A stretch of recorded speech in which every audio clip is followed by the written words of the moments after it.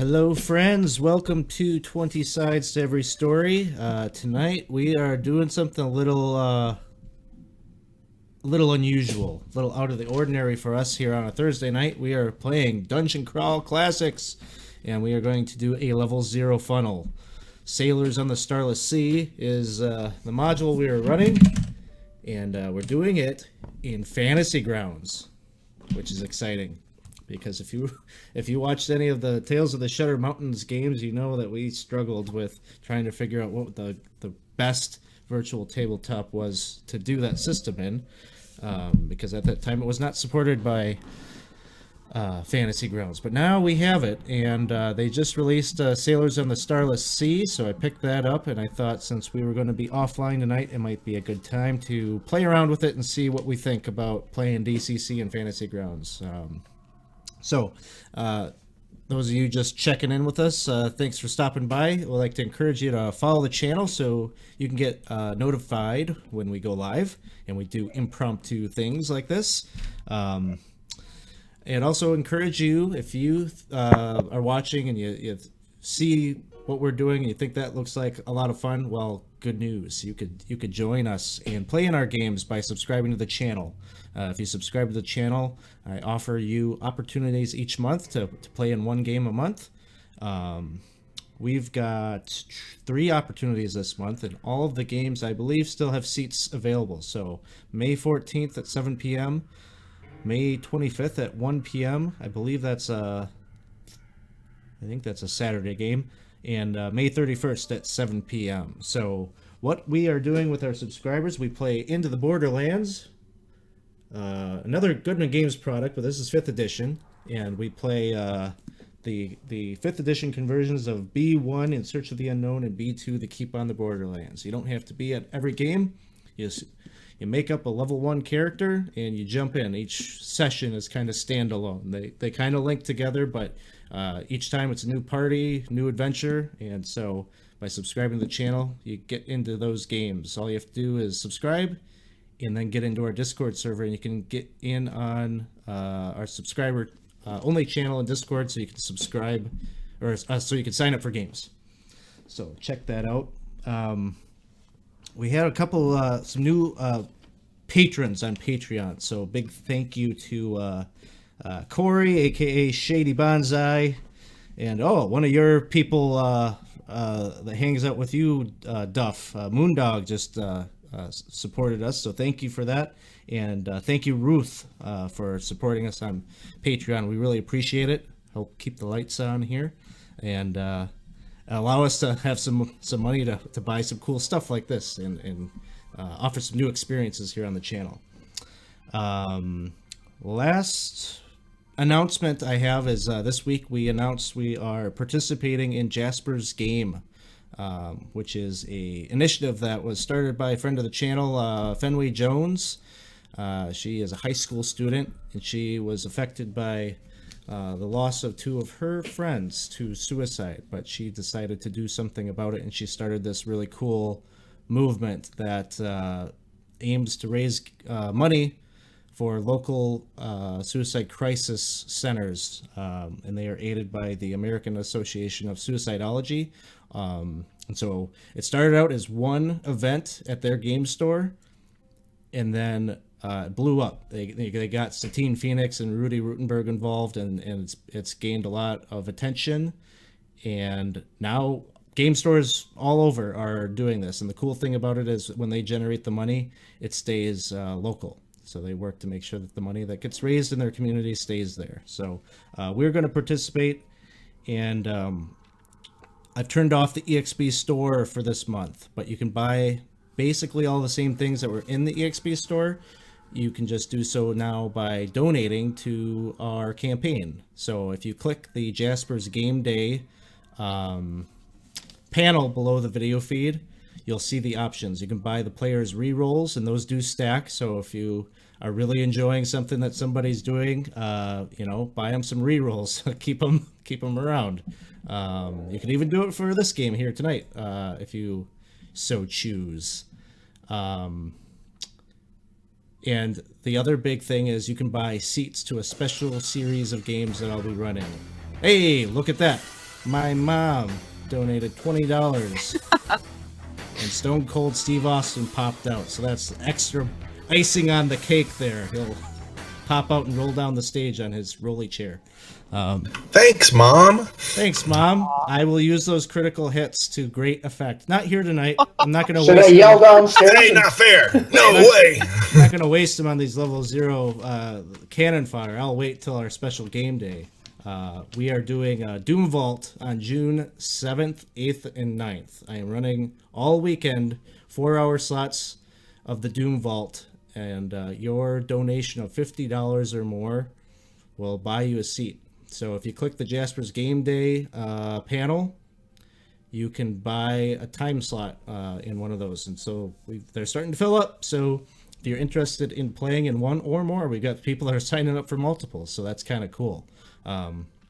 You'll end up making a 9th level character and joining the others that donated in your slot. And you'll be assaulting the Doom Vault. Have you run that adventure, Duff? Yeah, out of the yawning portal you're talking about? Yep. Ran it from a Thursday group. One.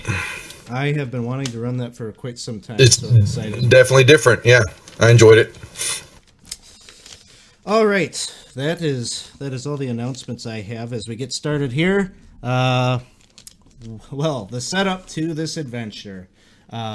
You four. So just so the audience understands what a level 0 funnel is.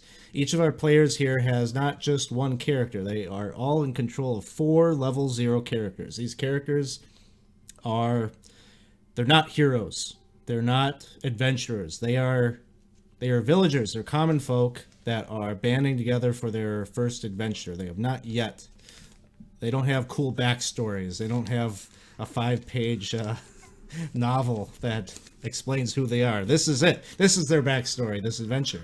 And if they make it out of this adventure alive, they will ascend to become a level 1 character. And so that is where we begin. And our story begins with... well, why don't I have you each maybe run through, just real briefly, what characters that you have in the store for us. So, Cliff, you've done this before. Give us the rundown on the 4 level 0s you got. Okay, all my characters are humans. First, we have a ditch digger who is called Max Late.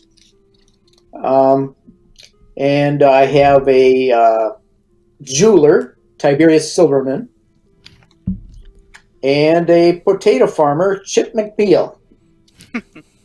And I also have a baker that everyone knows, the Muffin Man. The Muffin Man. Yes. Did you know the Muffin Man? Of course you did. Everyone knows the Muffin Man. Awesome. Robin, who do you have? Okay, well, I have Cynthia, who's a mercenary. I guess she's a human because it doesn't say anything other than that. Yep. They could end up being a halfling, dwarf, or an elf, but it'll say that in their occupation. Gotcha. And then we went with Sure, who's a human hunter and very agreeable. And then I have Ralphie, who's a dwarven miner. And Captain Ovaltine, the rutabaga farmer, with his hen, Bertha. So those are the villagers I'm representing. Awesome. And Ron, who are you bringing into our adventure here? I have Ron, the elven chandler, Corey, the dwarven miner, Paul, in all caps, the dwarven rat catcher, and then Oliver, a human ditch digger. He's good pals with Cliff's character. So yeah. And I think Duff's got another rat catcher himself. Who are the 4 characters you got? Yep. So your other friend in crime there, the dwarven rat catcher is Merc. Then we have Kessler, who is a slave, down on his luck apparently. We've got Drager, who is a squire, and then we have Jimbo, who's a smuggler. Excellent. So this is our cast of characters, and our adventure begins. You all are from the village, very small, very pastoral village of Holland. Not much going on in Holland, but recently, and this has probably been happening for about the past year or so. There's been stories of people getting kidnapped. Sometimes you'd hear it mostly from the farmers in the villages around Holland. But there was a big event that just happened maybe 3 nights ago. In the middle of the night, Holland was raided by, and some of you would, some of your characters would have seen this, but these humanoid creatures that almost looked like hybrids of humans and different types of creatures, animal creatures. And so you remember seeing one of them having crimson glowing red eyes and the horns of a ram upon his head. But then others, you remember one accosting a family and running off, under each of its arms, these 2 children, and that particular bandit had almost like avian features, like a beak and feathers that adorned his body. And so this menagerie of these kind of freakish creatures came into town, and they didn't necessarily slaughter anybody except for those that took up arms against them. But it seemed like what they were after was actually taking and hauling away your neighbors and your kinsmen. And so they absconded with probably maybe a dozen or so in this one raid on your village. And at the time since then, the town has kind of coalesced and has been talking. Like, the village elders have been holding secret council and then bringing it to the public. And basically what the town has decided is that you lot are the ones to go off and try to recover and bring back the people that have been kidnapped. They, in these past 3 days, have discovered their direction, and the trail seems to lead to this old abandoned keep,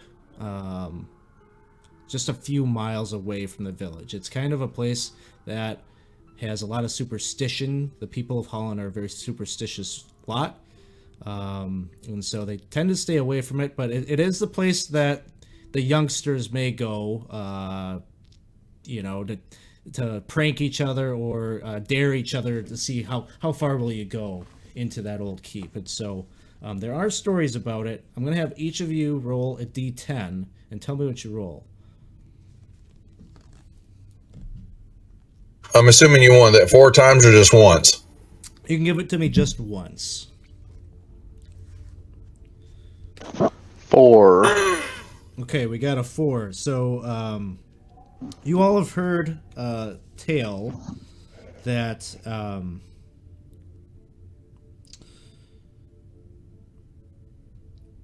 these creatures are the result of people worshiping the old gods, chaos lords, and so there's a bunch of people that are in town that have been harping on this point, saying that it was because that the town has turned away from the gods of justicia and of law that has caused this to happen.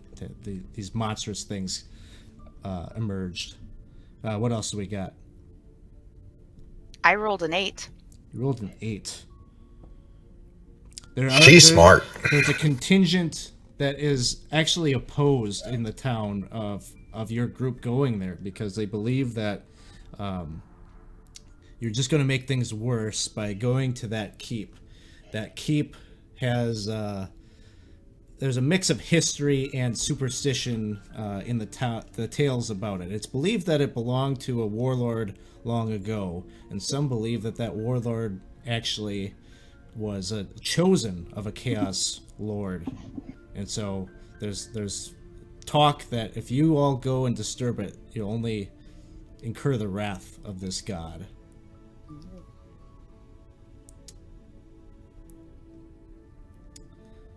Let's see, what else do we have? I rolled a 2. A 2. Some of the folks are saying that it's not the keep that is the issue, it's what's below it. People that have been near that area have experienced that there's almost like a purplish miasma that covers the area. And it's a very rocky area, and so some people have speculated that miasma is actually rising up from cracks or holes that burrow right underneath the foundation of the keep. And we must have one more. I rolled a 2 also. Okay, so those are the rumors that your crew is aware of as you're heading in this direction. And so you arrive at, and you can see the keep out in the distance. I'm going to share with you the map here.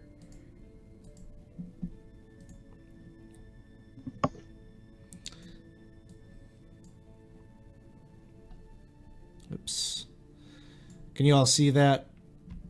Yep. Yep. Okay. So got the little die comment. We'll have that kind of Yeah. represent where your collective group is.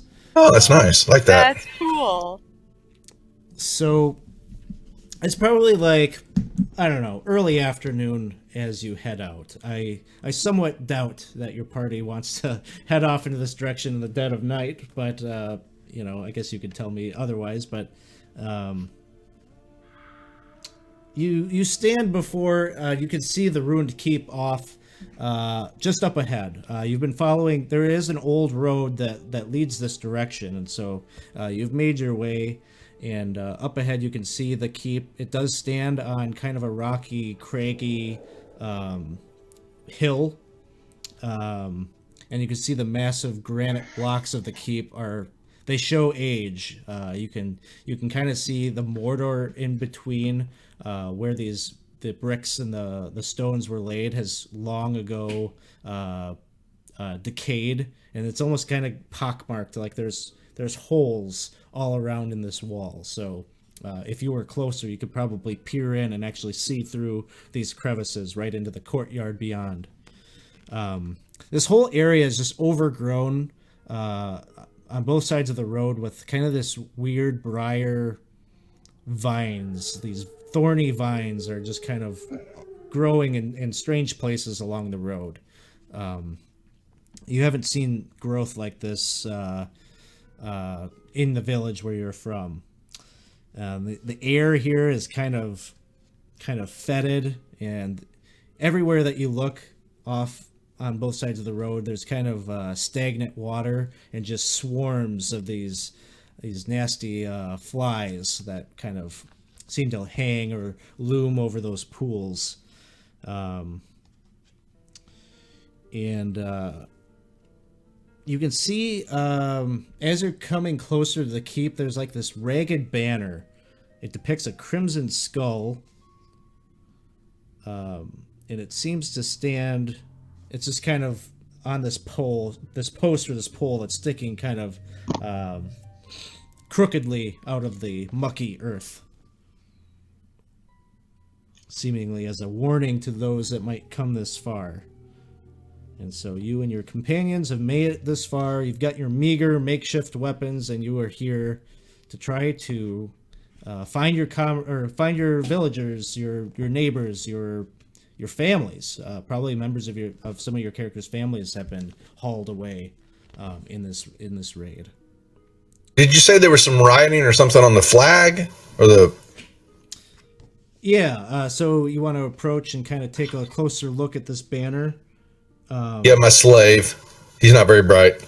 He kind of goes up and he's starting to look at it, and yeah, it's this red skull, and there's kind of some detailing on the banner that shows like a barren field beyond the skull, and almost like, I don't know if watermark probably isn't the right way to say this, but you can see like a gauntlet, a metal gauntlet that seems to be kind of like watermarked into this fabric, just lightly painted in there, or stitched in there, and it's wielding a flail.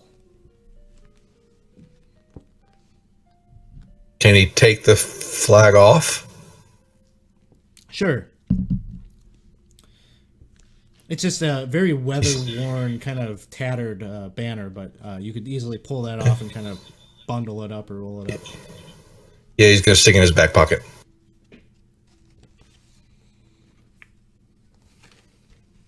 We may need it later. Never know.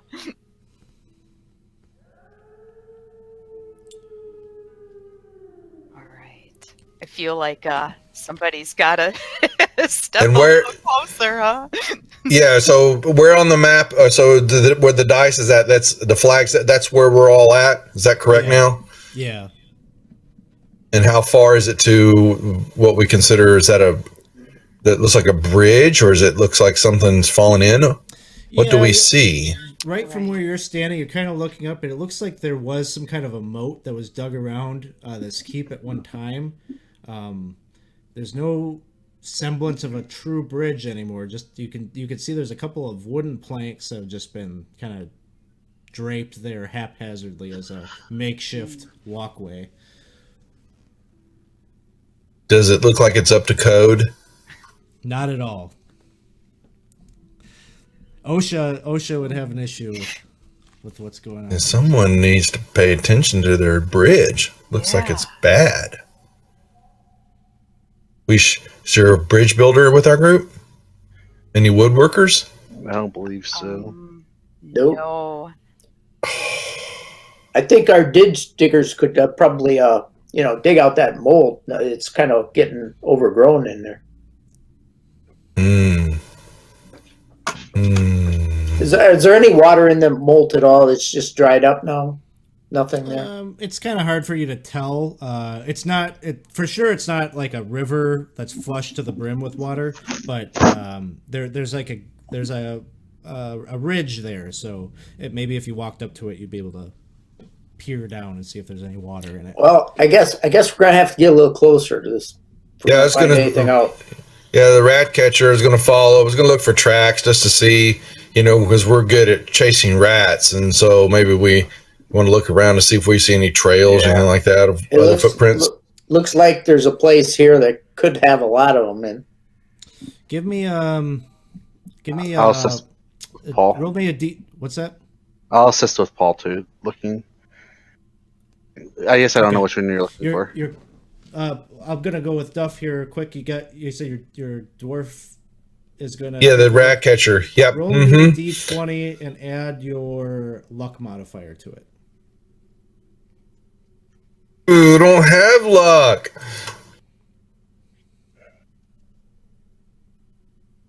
Okay. Well, it didn't take the -2. Huh. Because you're talking about, it's the modifiers, like I said, just like D&D, the -2, the small number, correct? Yep. Right?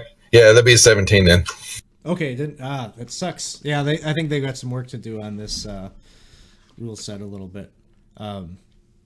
But that's good enough. 17 is actually, in terms of DCC difficulty checks, exceptional. So what you see as you're looking down at the ground and looking for these tracks, you do see human sized boot prints, but then you see large avian footprints, like bird talons. You see what look to be maybe like bear tracks, wolf paws, all sorts of animal-like feet moving in the direction to the north there, along the road into the keep. I will alert the group and let them know. It's very strange tracks going toward the keep. Well, the bridge must be safe enough to let them over. I wonder if it would be safe enough for us. Ladies first. Yeah, well, One of my characters, sure, has a crossbow and a couple, or a short bow and some arrows. I wonder, is this like something if someone had a rope, we might be able to reinforce our pathway a little bit and maybe have something to hold on to as we're crossing? I could try to shoot a rope across. I don't have a rope, though. I don't know if anyone else does. I don't either. I have 5 arrows and a short bow. Let me see if any of the other people. No. Duff, your character that had walked up to take that banner, have them roll a d20 and apply their personality modifier. Personality modifier. Wow. Yeah, their modifiers aren't. I even hit the +1. That with a personality modifier, it should be a 10. Okay, 10. When they went up to take a look at that banner and pulled it down, right about where you see the letter A on the map, he notices that there seem to be 2, maybe at first he thought they were scarecrows or something, but he notices that one of them like kind of moves or twitches, and now when he observes that and reports to the group you're all looking, you can see that indeed there are 2 bodies that are secured to poles. They're kind of obscured by the foliage there off the road, and they look like people that maybe are familiar to you. One of them is Kiri. Or both of them are Kiri and Albin. They're both sons of the village blacksmith. As though they're like crucified? No, more like they are like, it looks like they're just like kind of tied to a post. But they're still alive. They're kind of moving or like twitching a bit. Yeah.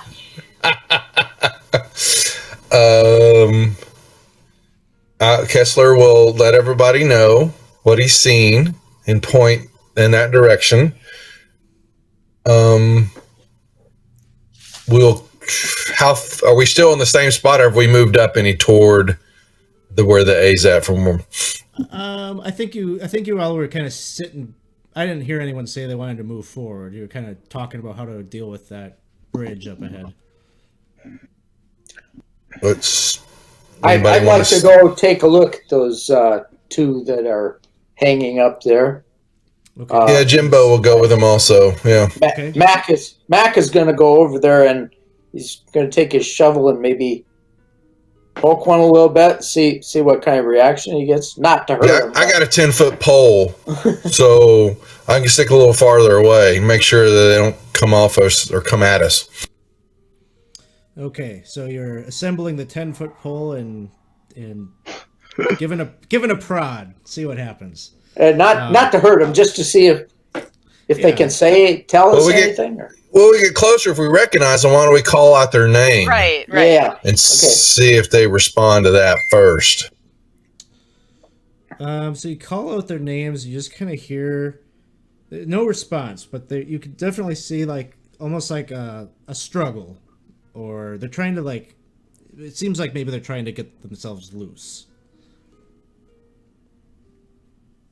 Do they recognize when we yell their names out? Do they look up at us or do anything like that? As though maybe they know they did. Their heads are just hanging down, and they're just kind of moving or twitching. I think I hear my mommy calling. I gotta go home now.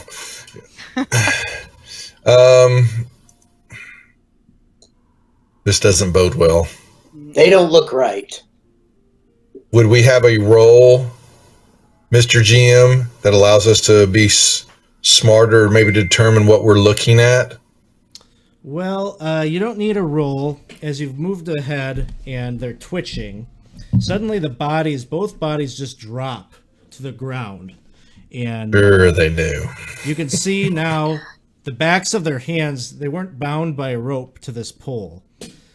You can see these kind of like little, almost like looks like little maybe sprouts that are coming up out of their wrists, and suddenly it just rips apart, and their arms just rip apart as this like viney growth kind of bursts up out of the back of the both bodies. And you got these kind of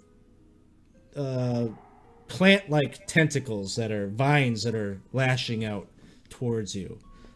So why don't each of you roll a d20?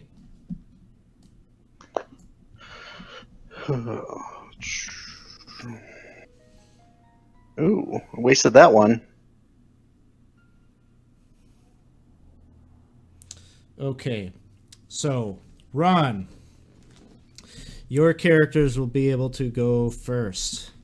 You see this happening. What would you like to do? I mean, they seem pretty dead at this point, right? Like, Yeah, the bodies aren't what you're worried about. It's the big kind of tentacle creature that's erupting out of the back of this thing, each body. and you said that it's like, You can looks see like a as root it's pulling almost. Yeah, well, actually, as it's pulling itself up, it seems like these viney tentacles seem to be sprouting from what almost looks like this kind of like a gigantic like milkweed seed pod or something that's pulling itself out of the back of your neighbor. Oh no. Well, so I can just choose which one I want to go and where, how I want to do it. Go through each of your characters and tell me what they're doing. So, let's start with Ron. He's the candle seller. He'll pull out a candle and his scissors and kind of prepare to engage if we feel like it's at that point. Would he need a flint to be able to light the candle? Probably. Something, yeah.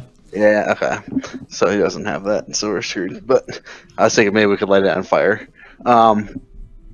So then he will kind of move to the back of the crew. Paul is he's the rat catcher. He has a club he'll pull out, and he'll kind of go ready. He'll kind of move more towards the front because he has like a real weapon. And then Corey will pull out his pick, which I believe is a weapon, right? Yeah. And he'll move up there with Paul, and then Oliver will pull out his shovel, and he'll move up with them as well. Okay, so all you guys are just kind of moving ahead, sort of tentatively towards the beginning. Just yeah. Not really sure what to do. Sure. All right. Duff, what do your characters end up doing? Well, Merc is also the rat catcher, and I believe we both are rat catchers. We should have clubs, and hopefully we've got a net too. How big do these things look like that are on the ground? Humanoid side, medium, or smaller?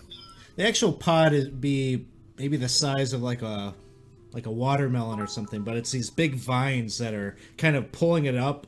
You can always get the sense. It almost kind of looks spider-like the way it's pulling itself up out of this body. Wow, that just looks really gross. So yeah, Merc will get up there, maybe he'll take a right flanking position to the other guys that have already walked up. Let me see. Kessler's slave has got a club too. Drager has got a long sword, so he's going to ready. All my guys are going to ready their weapons, and Jimbo has got a. So it says I have a sling, but it doesn't say any bullets. We'll just assume that you have. You can pick up rocks. Bullets for it. Yeah, you can pick up. Rocks. Okay, pick up a rock, and he'll let everybody know that he loves his sling, but he's a really bad shot, and to make sure that you don't get in front of him, because he's going to pick up a rock and he's going to start whoosh, whoosh, whoosh, whoosh, to try to fling it to see if he can, what happens when he hits one of these things with it. He's going to say, "That's my friend you just killed," and he's going to throw a rock at it. So give me. Do I have a target, or how do we do that? You could just roll it in the box there.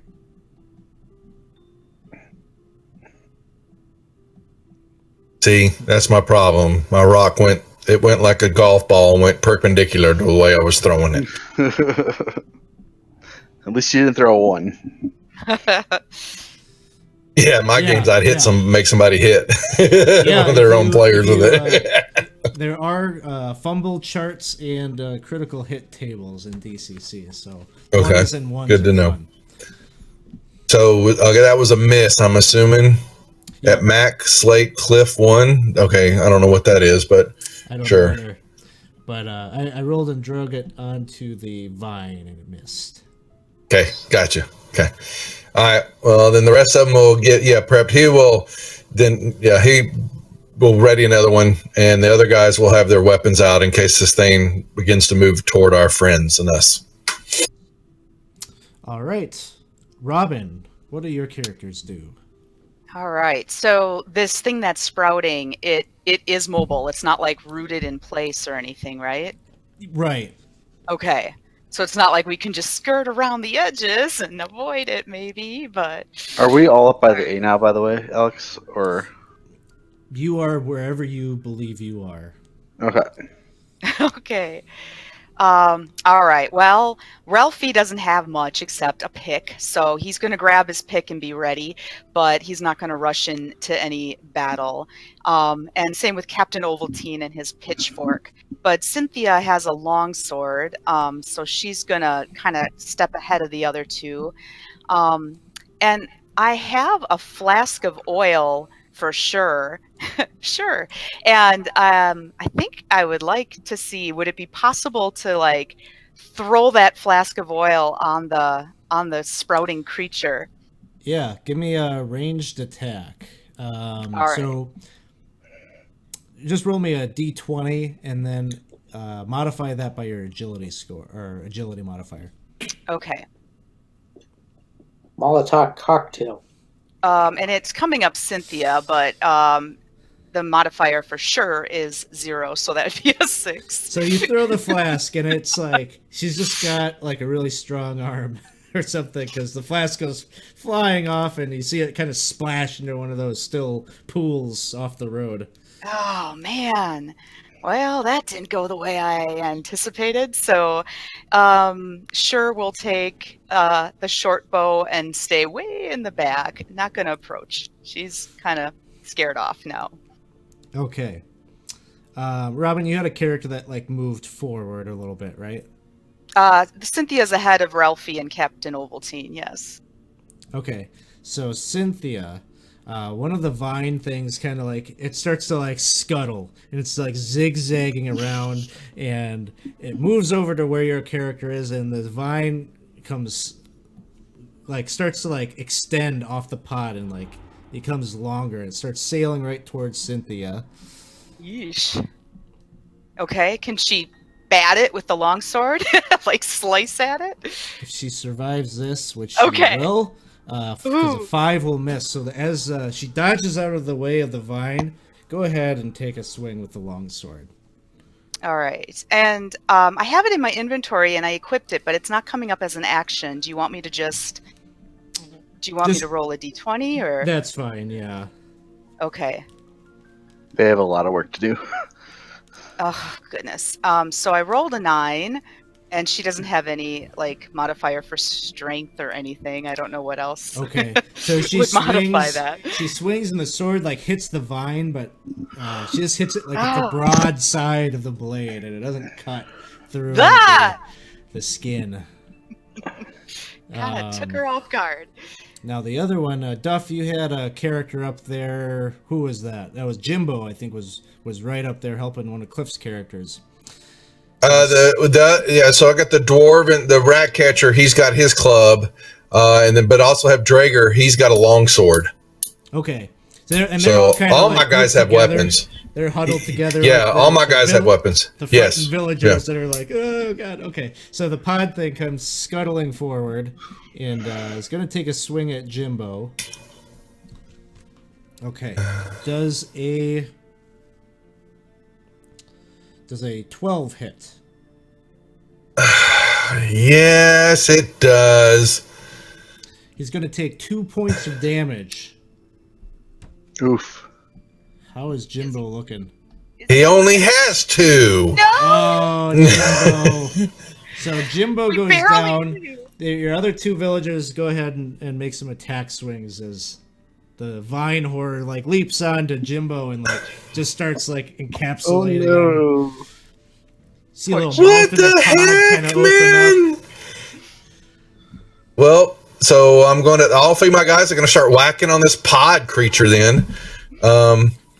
You just want the attack rolls and okay. Oh, that's just pathetic. That will miss. Here we go. That will hit. Nice. 2 points of damage. Is there any modifier? You can add a strength modifier if you have it. No strength modifier. Okay. And last one. Oof. Man. The dice do not like us tonight. Yeah. Jimbo, he's smart too. He would have run away. Oh. Cliff, what do your characters do? Well, I believe Max Slate was up there, so he's going to attack that one with his shovel.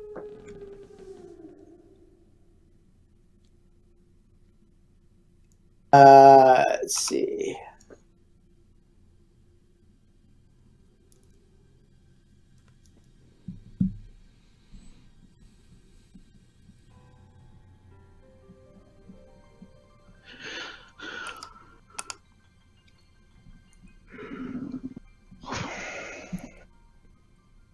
All right, that'll miss. Oh. That didn't do nothing. What else you got?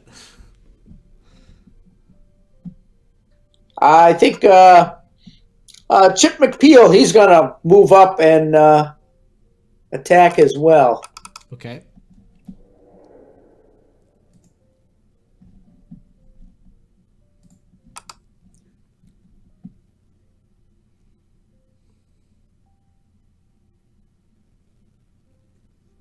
See if I can.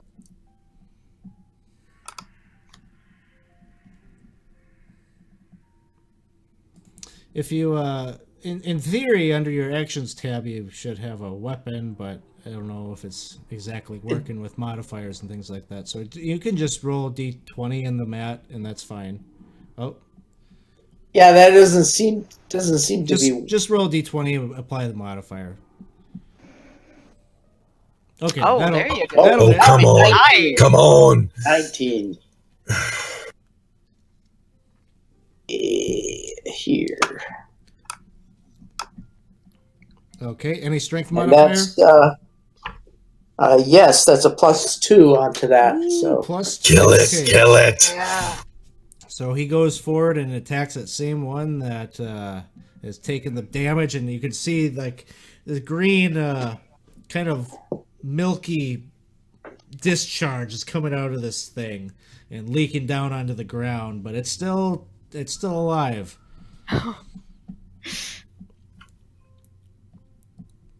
Jimbo's going, help, Nice job, Chip. help.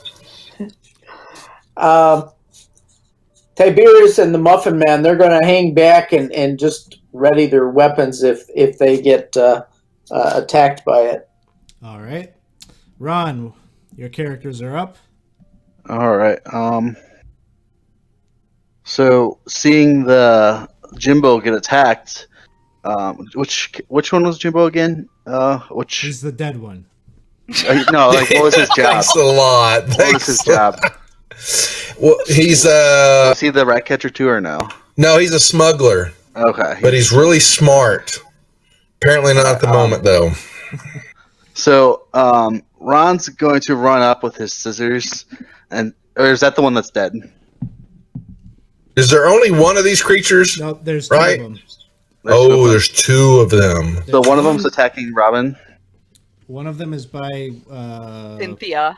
Yes, Cynthia, and then the other one has all the other characters have swarmed it and are just Okay. die. They're hitting it with shovels and clubs, and I think And that not one's killing taking 8 damage and he's still up. So Oh.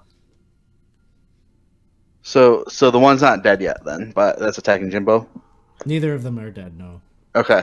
Ron will run up with his scissors and try stabbing the one that's on top of Jimbo then. All right, scissors in hand, a valiant move forward. Go ahead. Give me an attack roll. I'm just going to roll a D20. D20 modified by your strength. Oof, 0, so misses. Not so good.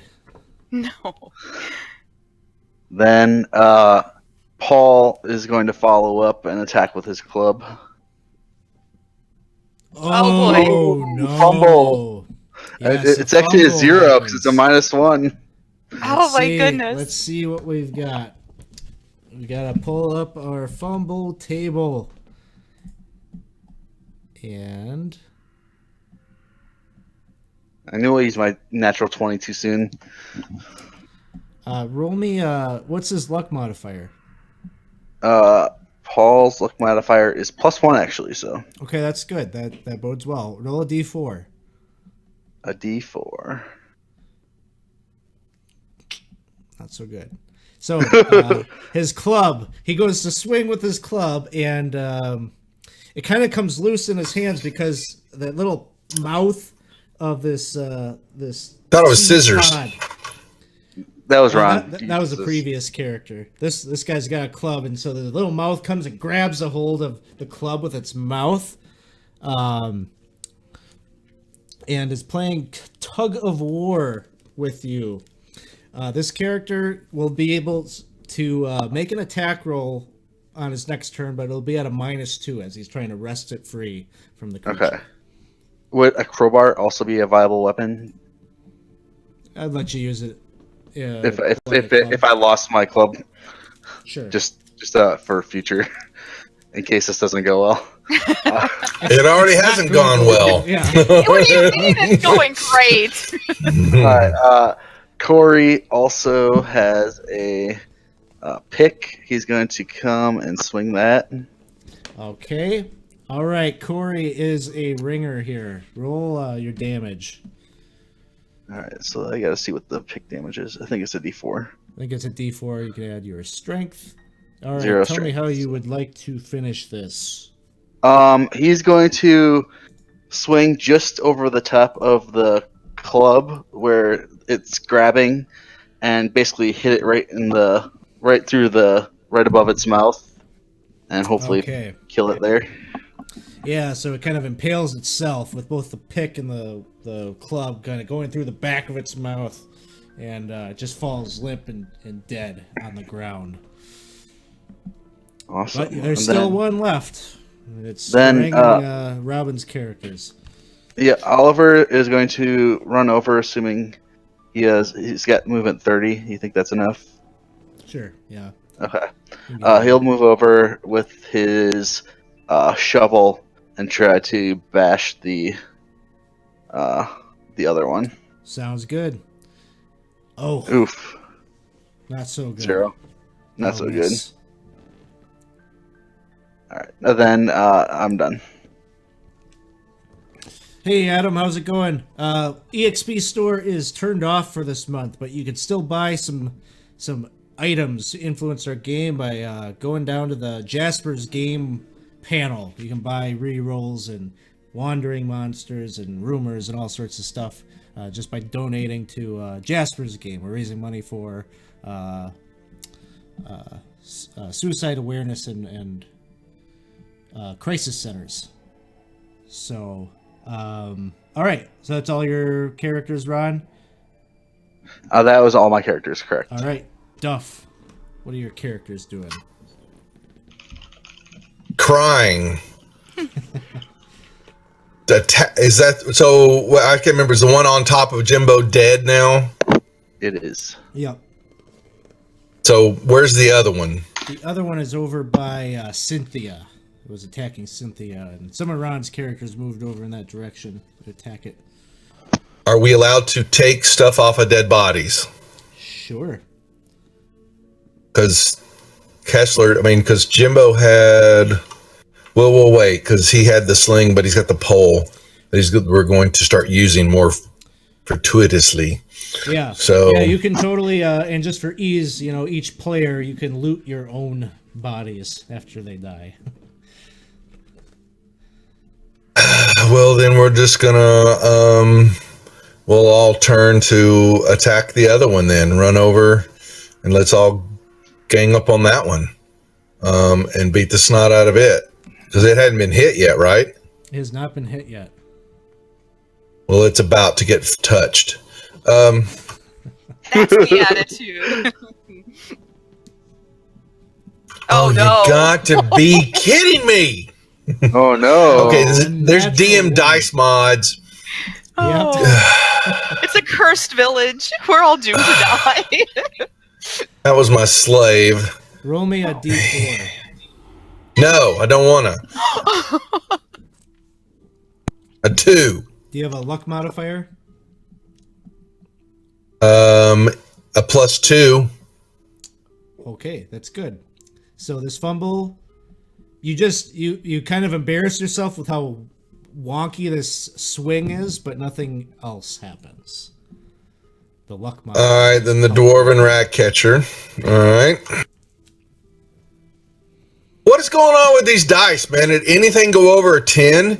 Unbelievable, man. It's with the strength, no strength modifier, so that's going to be a miss. Well, there you go. Now, and that's that's a -1 on the strength modifier, so it's still a 16. Okay, Yeah. 4 points. So you go and you hack off one of the vines, and it drops off of its body, and it's kind of gushing this liquid, but it's still flailing around. Well, now it just showed I killed Cynthia. It does look How that rude. way. She's having enough trouble. Yeah, so it's applying the hit points to people. Yeah, okay. That's weird. Okay, well, that's my 3 people because Jimbo's dead. Long live Jimbo. Jimbo. We get an F in chat for Jimbo. It can be like Oregon Trail. We can put a little marker there at some point if we survive. Yeah, it shows that Kessler didn't take any damage yet, has he? No. Hmm. So I don't know. That's weird. Another thing to complain to them about. Why it's doing that. Okay. Are we killing our own players? Apparently. Let's hope not. Robin, it is your turn. All right. Well, Ralphie is very inspired by seeing seeing Corey attack with the pick. So he's going to go running up to the creature that's attacking Cynthia with his pick and try to attack. So, how do I do that? Do I just roll the d20? Or I would just roll a d20. I'll track it. You don't Oh, have to there we worry go. about- Yeah. Ooh, a critical. Oh, wow. hit. There you go, So- Ralphie. Ooh. Hold on. We gotta pull up the level 0 critical table. Yeah, I'm gonna kill this And- thing. You will roll.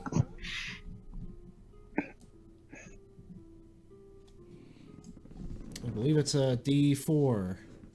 Okay. I can do that. All right. Well, 1. Any luck modifier?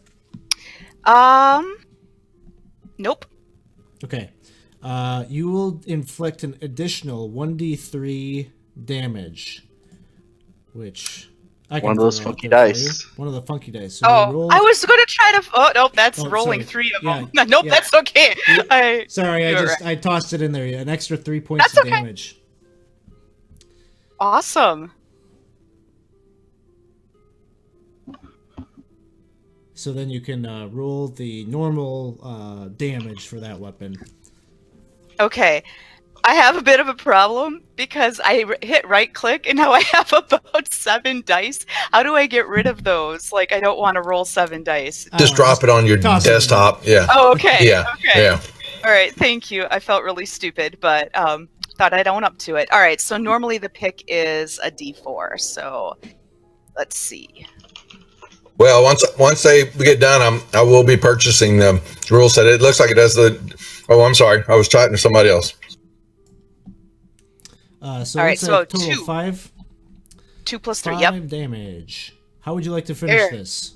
Oh, Ralphie is like, again, so inspired by Corey, and he's just trying to like show off and show that he can do it too. So he hits with that pick and then just kind of ends with a flourish. So there you go. Alright. Splat. Yeah. Kill it. Kill it. Yeah. You did it, Ralphie.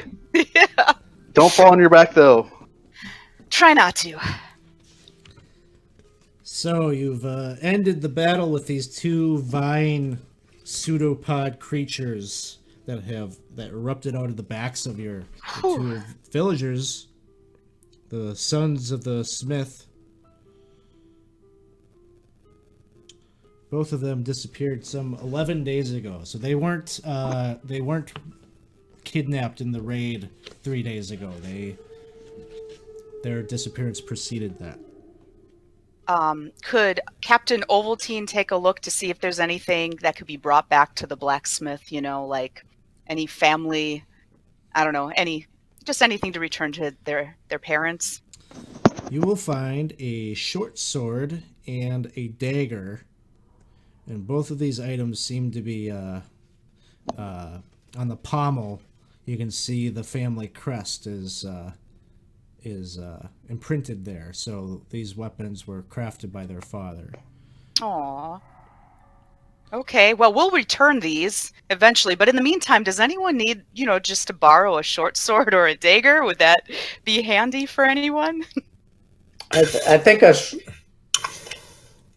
short sword. What does that do? 1d6. Yes. Okay, so that would be better than probably a lot of us have. Mm-hmm. Yeah. So if no one else is going to take it, I'd take the short sword. All right. Well, Farmer Captain Ovaltine does not really know how to use a short sword, so he'd be glad to pass that on. Which character is taking the short sword? Tiberius Silverman. Okay. Would it be an iron dagger? Yeah. Okay.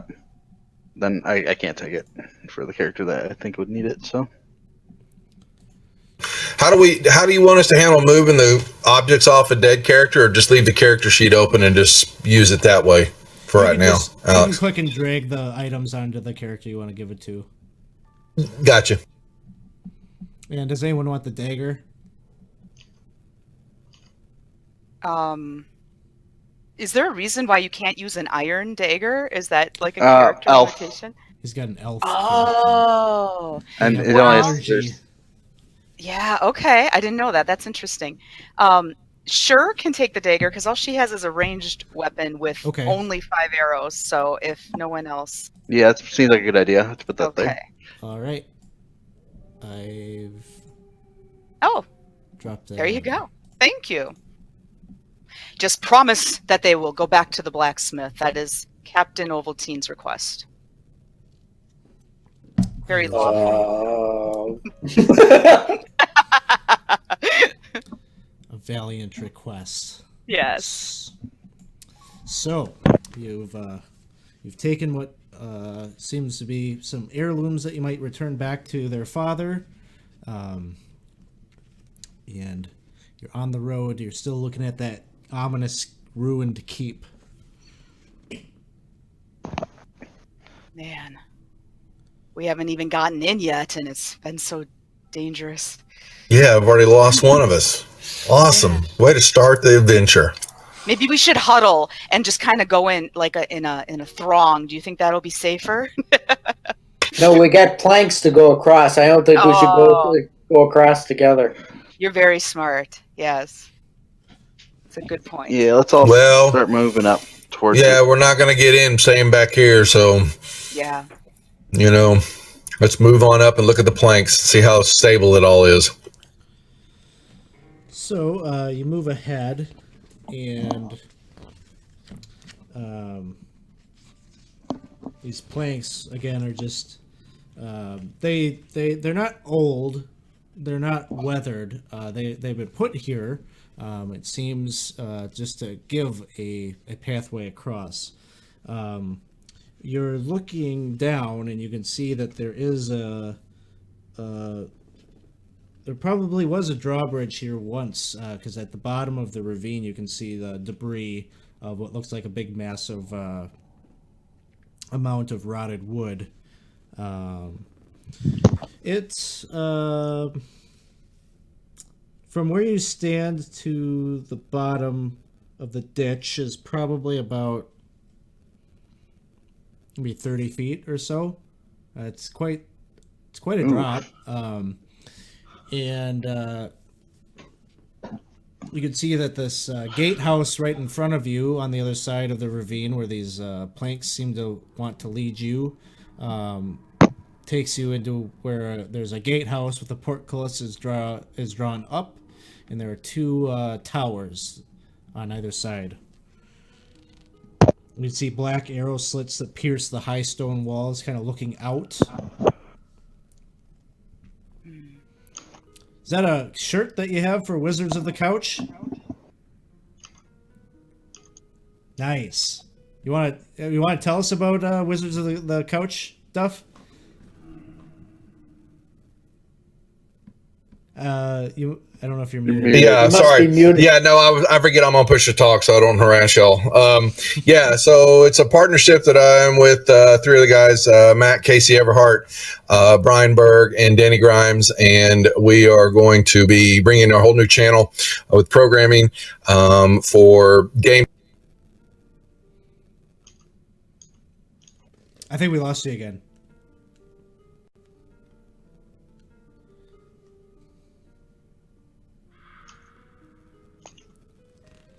Oh no, I think you're muted or something happened. Well, is that better? Oh, Is that there now? Okay.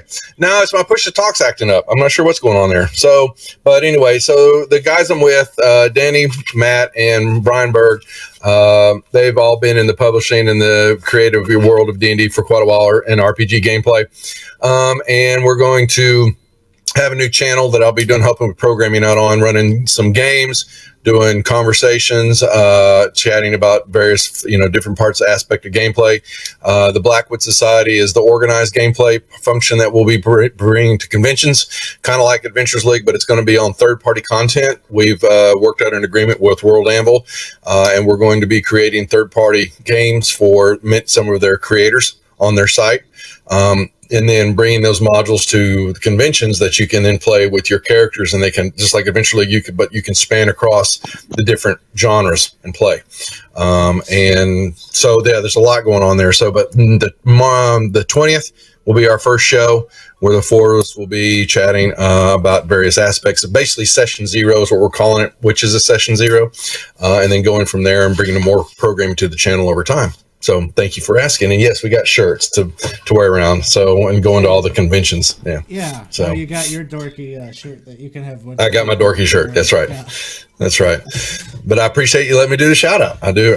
Yeah. So of course. That's on Mondays is when that's going to be, right? the 20th will be the first show, and then we'll start doing that every other week. And we're going to be bringing on Alex Kramer's going to come on from Gamehole. Oh, cool. We're talking about Jen Page. She may be coming on from these couple of shows. John Messenger, who is an author that we did his Machinery and Magic book series into a series of modules. And there's a few other guests, but we'll be spreading that all over.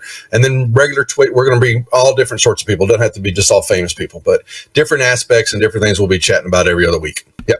So Very cool. looking forward to it. All right. Okay. So what do we see?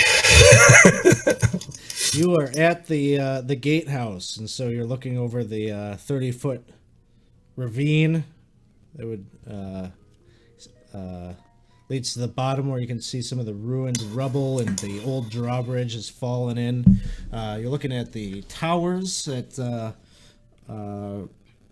rise. The keep's walls rise about 30 feet or so. You can see the old arrow slits poking out. And up ahead is the gatehouse, where the rusty old portcullis is drawn up. And you can see that you've got clearance head on in on the other side. Mac is going to go across the plank. Okay. Do we want to tie a rope to you first? Do we not have a rope, do we? Yeah, Cynthia actually has 50 feet of rope. So do you, like, maybe we should tie it around your waist or something? And that way if you fall, we can hold on to it? You'd be bungee jumping. Well, maybe if we all hold on to the rope. They didn't have really good strength. Strong people hold on? I don't know. Or tie it to something really tightly? But I did find that Cynthia has in her inventory 50 feet of rope. Oh, okay. Put a couple of us on it. A couple of us can hold it if you want to hold them. Make sure. Yeah, I could tie the other end of the rope over on the other side after I get over there, and then the rest of you could come across with a secure rope. There you go. And this way, we've got you covered in case the bridge breaks. We can hopefully keep you from falling. That's right. Well, hopefully. I fall every once in a while. Digging ditches, you end up falling in once in a while. This is a 30-foot ditch. That's well, I probably would break something, but so you're brave. You get tied up for security, and you catwalk over the planks and get to the other side. No problem. Okay, and I'll secure the rope on. Well, that metal mesh there, that portcullis or whatever. Yeah, portcullis. So I can secure it to that. That should be stout enough to hold anyone. You want to tie it to the portcullis? Well, is it down? I'm sorry, I didn't catch that. It's up. It's up, actually. Well, is there anything else that I could tie it to? Not really naturally. I don't know if you had like a pipe. 10-foot pole. I've got one. A Jimbo had it, but now I gave it to one of the other guys. Since me and old DM killed my guy. I could probably makeshift something there, with the loose stones. I could probably jam my shovel in there and probably tie the rope down somehow. Okay, so you make some kind of a makeshift anchor that maybe doesn't inspire a lot of confidence. But I'll be holding on to it too, sure, okay. to make sure it doesn't come loose. Okay, so you're giving at the very least, maybe what you've done is you've created like a little balancing thing for anybody that comes over. They can use that to steady themselves as they catwalk across. So. Yeah. Sure, no problem. Your crew will one by one make.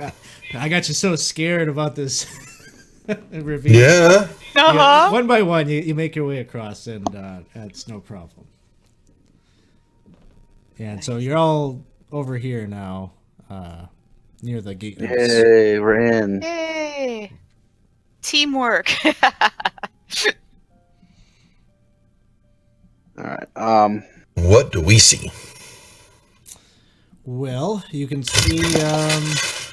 You would have to get into the courtyard. You'll have to go through the gatehouse.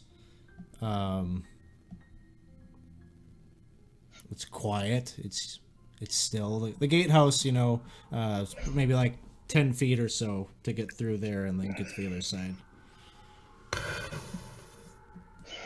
Are there the normal slots going through this 10-foot space? Oh, yeah, you can with the see arrow slots. Sure. Yep. It's a Yeah. you get the sense this was a military kind of keep, and so it's got all the fixings of defensible structure. Can we look for like a trap string or a trap along the? Make sure that portcullis is not going to drop down on top of us. Use about 10-foot pole to try to probe around in front. Okay. Make sure there's not. No, I don't trust you. So you are poking around trying to catch anything that might be there that you might walk into, and it's just open air. You don't trip anything. Chip wants to send his duck through first. Okay. do the rat catchers? Yeah, maybe we have rats. Do we have rats? Maybe we could have caught and kept in a bag. Darn it. That probably is one of the animal options that might get rolled. So you send the duck through. You just kind of throw the duck and He kind of waddles. Yeah. You have to maybe you take the 10-foot pole and just kind of like prod it. Prod him along. It's not trained. He's not familiar. You gotta make the duck kind of go. But he starts to kind of waddle his way through there. He starts walking into the courtyard, pecking at the ground. That's chicken. Oh, there's some old hot dog buns up there that he's. Okay.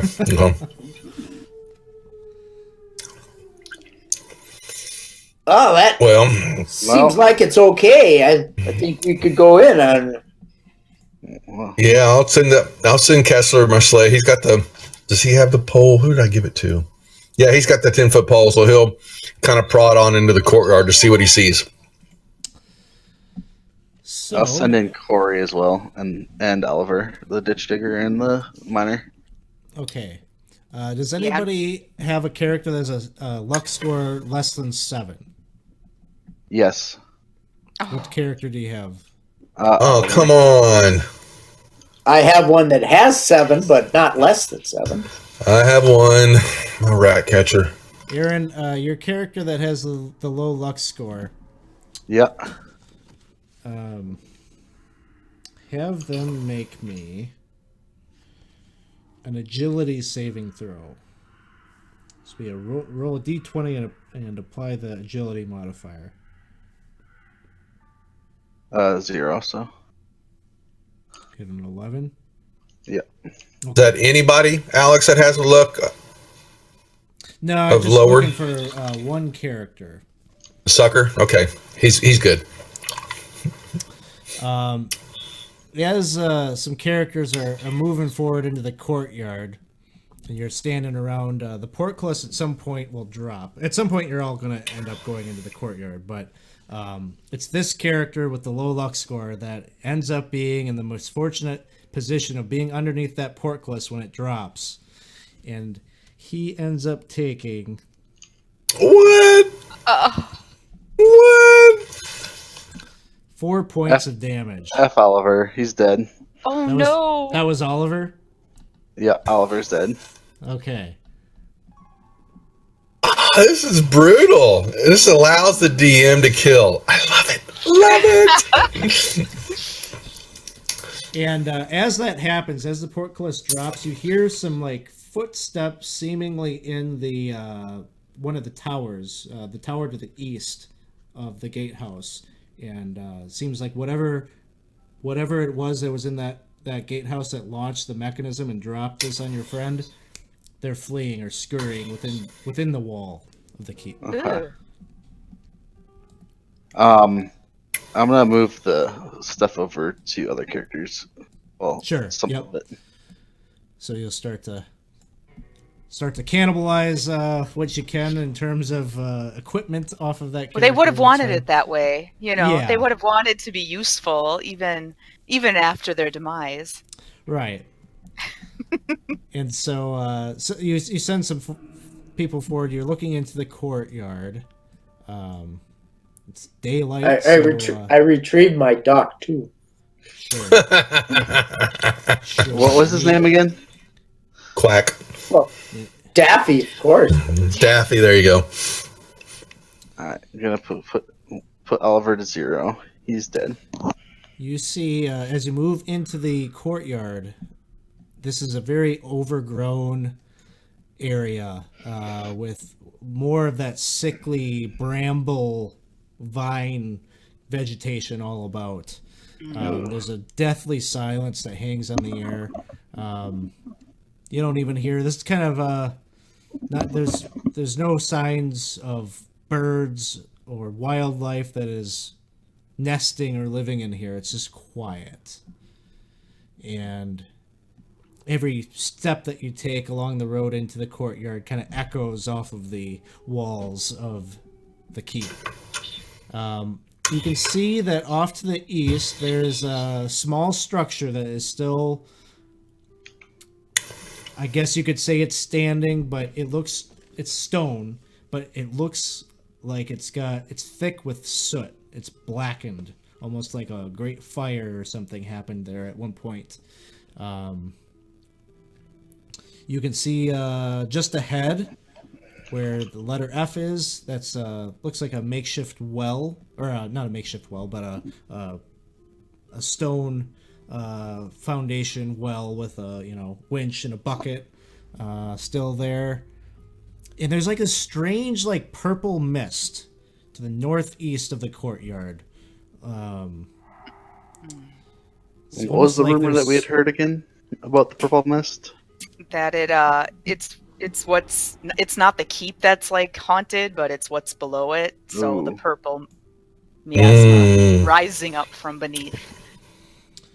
The northwest area of the keep, you can see a big breach in the wall. It's completely ruined and rubble strewn. Almost like maybe at one point some great army had figured out a way to blast that open and like come in here and invade from a different point. And then the tower to the southeast is still standing and still somewhat intact. It's got kind of a conical roof, and at its base there's a wooden door.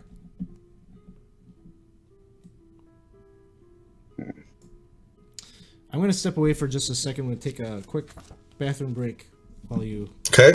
We can ponder what we're doing. Yeah. We can ponder our bad choices in life here. Take a minute to self-reflect. Say goodbye to all those we've loved. Jimbo's dead. It happened so fast. I mean, we barely got to know him. I know.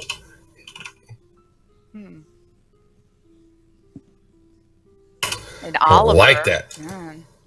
Okay, so we've got the... What is that to the... Right? Okay, so I'm making sure where F is at. What did he say that was now? It's a well. It's a well. That's what I thought. Okay, and then here I didn't scroll up all the way. So G. Oh my own. You didn't say anything about G. I don't think. Wait, G or B, and what's a B? Well, B's where the wall. Yeah. Oh, where they came through. Okay. Yeah, I think G is actually the purplish miasma. I think that was the direction he was saying that was coming from. Okay. I thought that was coming from like the well or the tower. Well, now, I just want to step in here for a second, and we have had 2 characters die. And remind you about the luck ability. There's probably nothing that Duff, your character, could have done because he died on an attack roll. But yeah, that's fine. Ron, you had to do a saving throw. If you felt that whatever it was, that saving throw was dire enough, you could burn your luck to throw a modifier on your D20 roll. I only had 6 luck to burn. Yeah, based on your... Well, it might have saved him. Might have, okay. Okay. But just keep that in mind. It's kind of a gamble kind of thing, because once you get a low luck, you become a target for some things, but might buy yourself some time. Like the portcullis, right? I mean, that was... Yeah. Yeah. Do we want to go check out that well first and then go right? Because we had heard the footsteps going to the east, so we would assume that's sort of where the tower is, probably? Yeah. Right? It could be. Could be. Yeah. Yeah. Hmm. Could check out the well. Is anybody interested in going to get that guy that killed our companion? Well, I mean, the person who did that might know where all our other townspeople is as well. If it's a person. Yeah. The creature, the entity. Yeah. But if somebody mentioned the well, like if you want to check out the well first, I'm not opposed to that. Why not?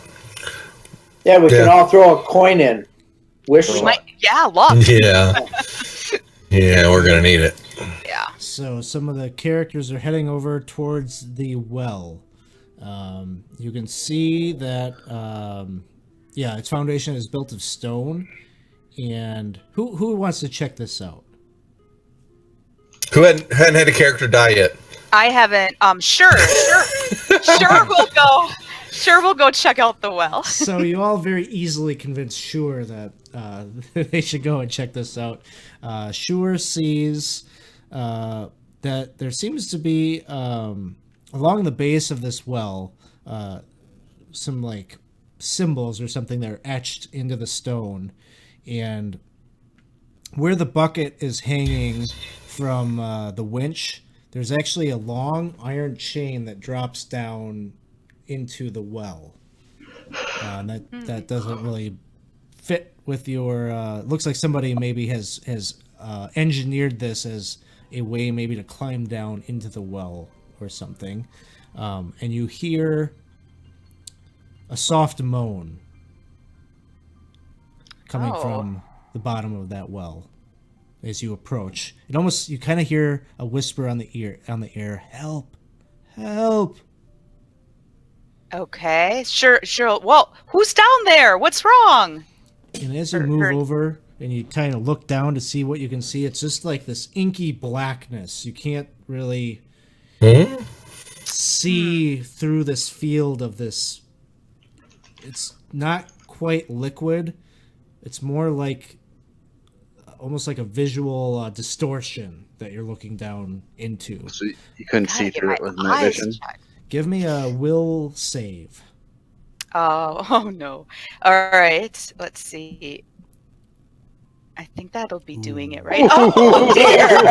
Oh Well, we've seen no! a lot of those tonight. Oh no! The rest of you are looking at Shure, who's peering down into this darkness, and it's kind of like when Frodo was looking into the swamp water. She just kind of like falls in and is toppling in, almost like she wants to. She's crawling into the well. Oh no. Oh no. Who had the rope? Next slate makes a grab for her. Okay, give me a reflex save. Oh, that didn't work. So you go to try to save your comrade. You valiantly go forward and try to grab for her, but your eye catches that inky blackness. You hear the call for help. Give me a will save.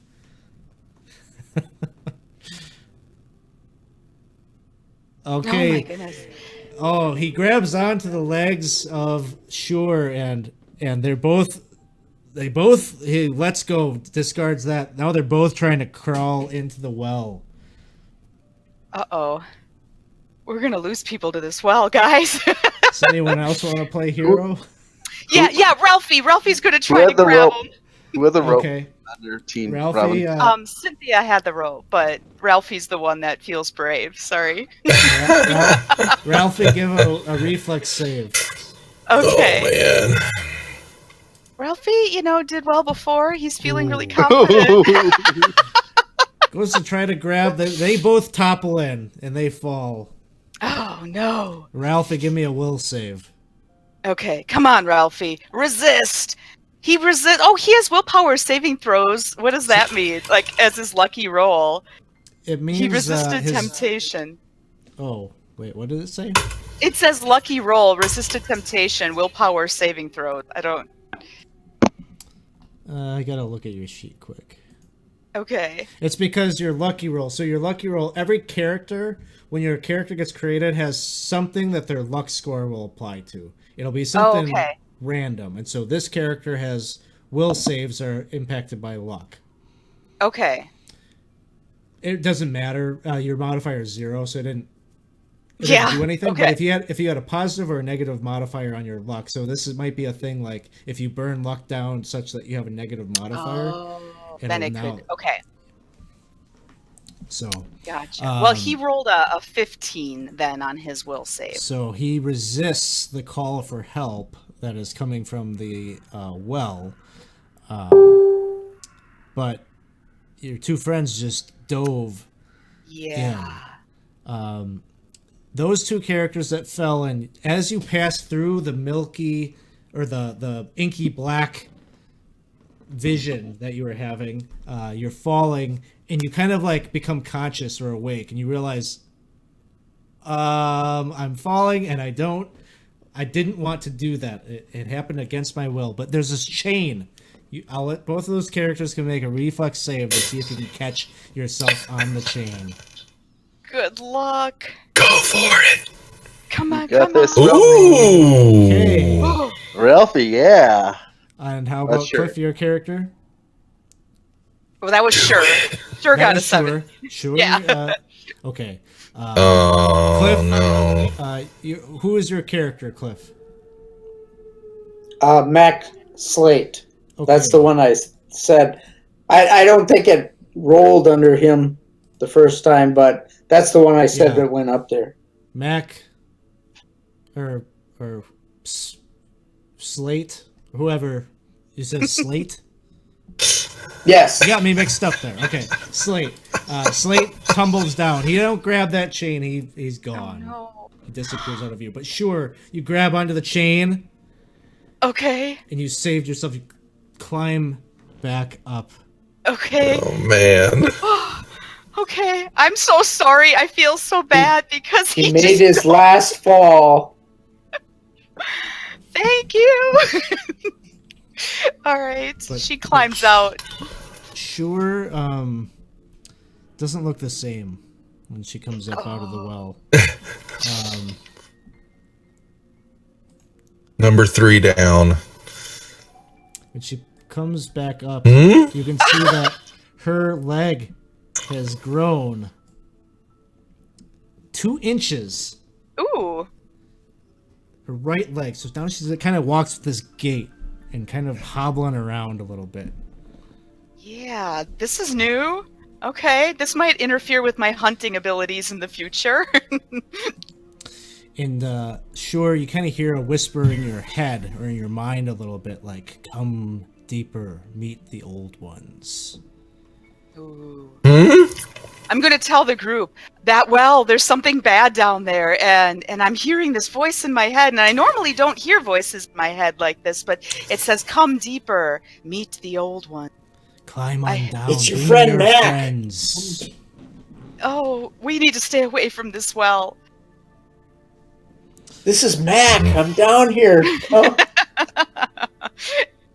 It already Hey. got Mac. Thanks for following. Thugrin, thank you for the follow. Appreciate it.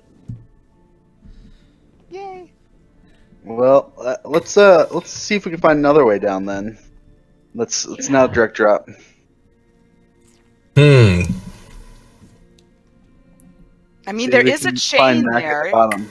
If you wanted to climb down the chain, I'm not very strong. I feel I barely got out myself, but there's something that makes you want to jump in, and unless you're strong enough to resist that, you might just dive in after. Fair warning. Maybe earplugs. Could you put earplugs in? Let me check my inventory. I don't think I have any bugs, unfortunately. Oh, what could work as ear? I have a deer pelt. We could cut it into pieces. Sure. Or we can go check out the door over there by to the east. Sure, that sounds like a good idea. The one by the building or the tower? Let's say the building. Dirtulus, thank you for the follow. Huzzah!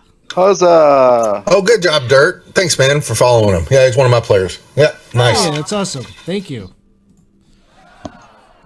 So, you want to check out the tower here.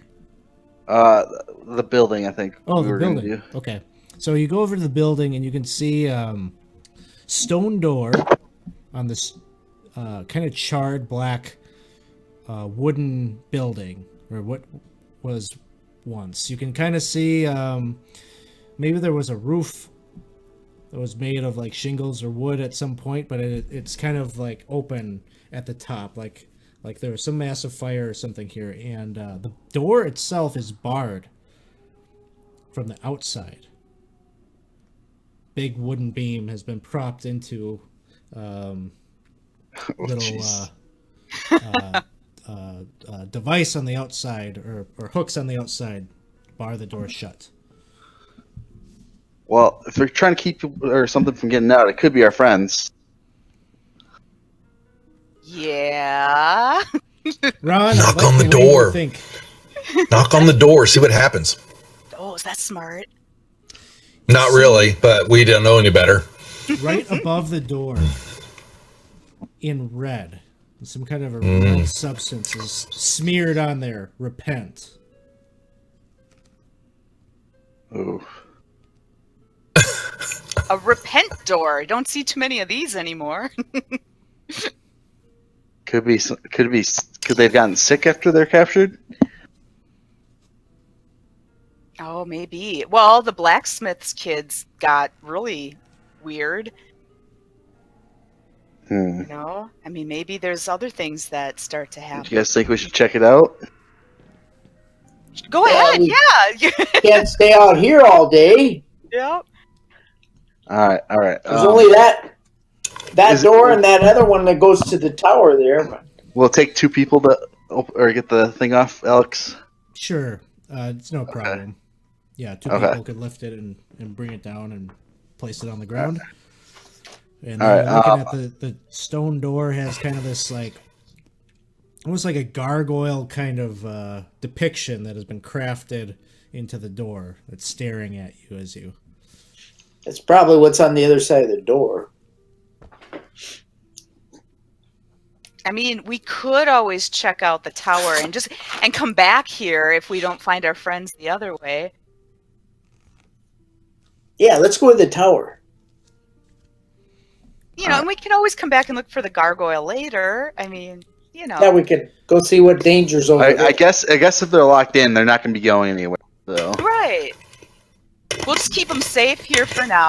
See what else there is. Yeah, my guys will walk over to that door. Other door.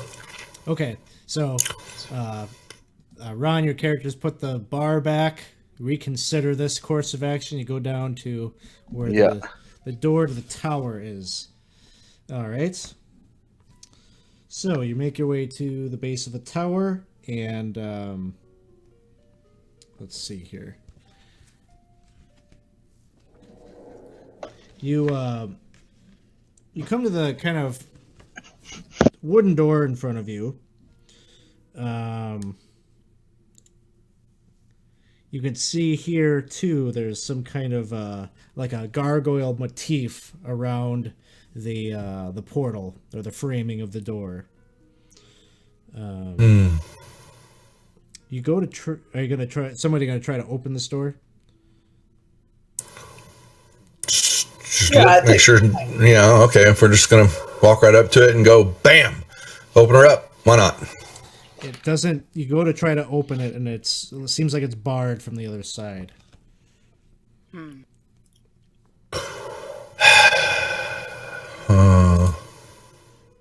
Anybody got a crowbar or something? I do have a crowbar. Maybe we could try and pry it. Alex, is this something we can try to do? You can. Give me a strength check. All right. I could help you. Chip's pretty strong. Why don't you I'll- both roll me strength. I have to figure out which one it is that has it. I forget. Well, that said Tiberius, but I meant that That's fine. Chip would help. And he's got a +2, so that would be 15 for him. Okay. Oh, yeah.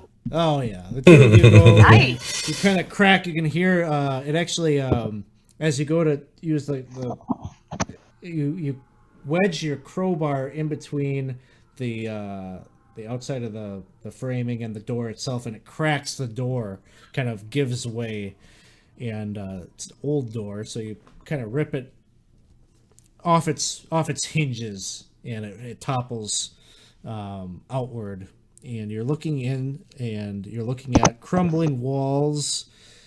Inside the tower, it almost seems like there's a nasty smell that comes from in there. It's hot. This blast of heat kind of hits you as the door caves or breaks away.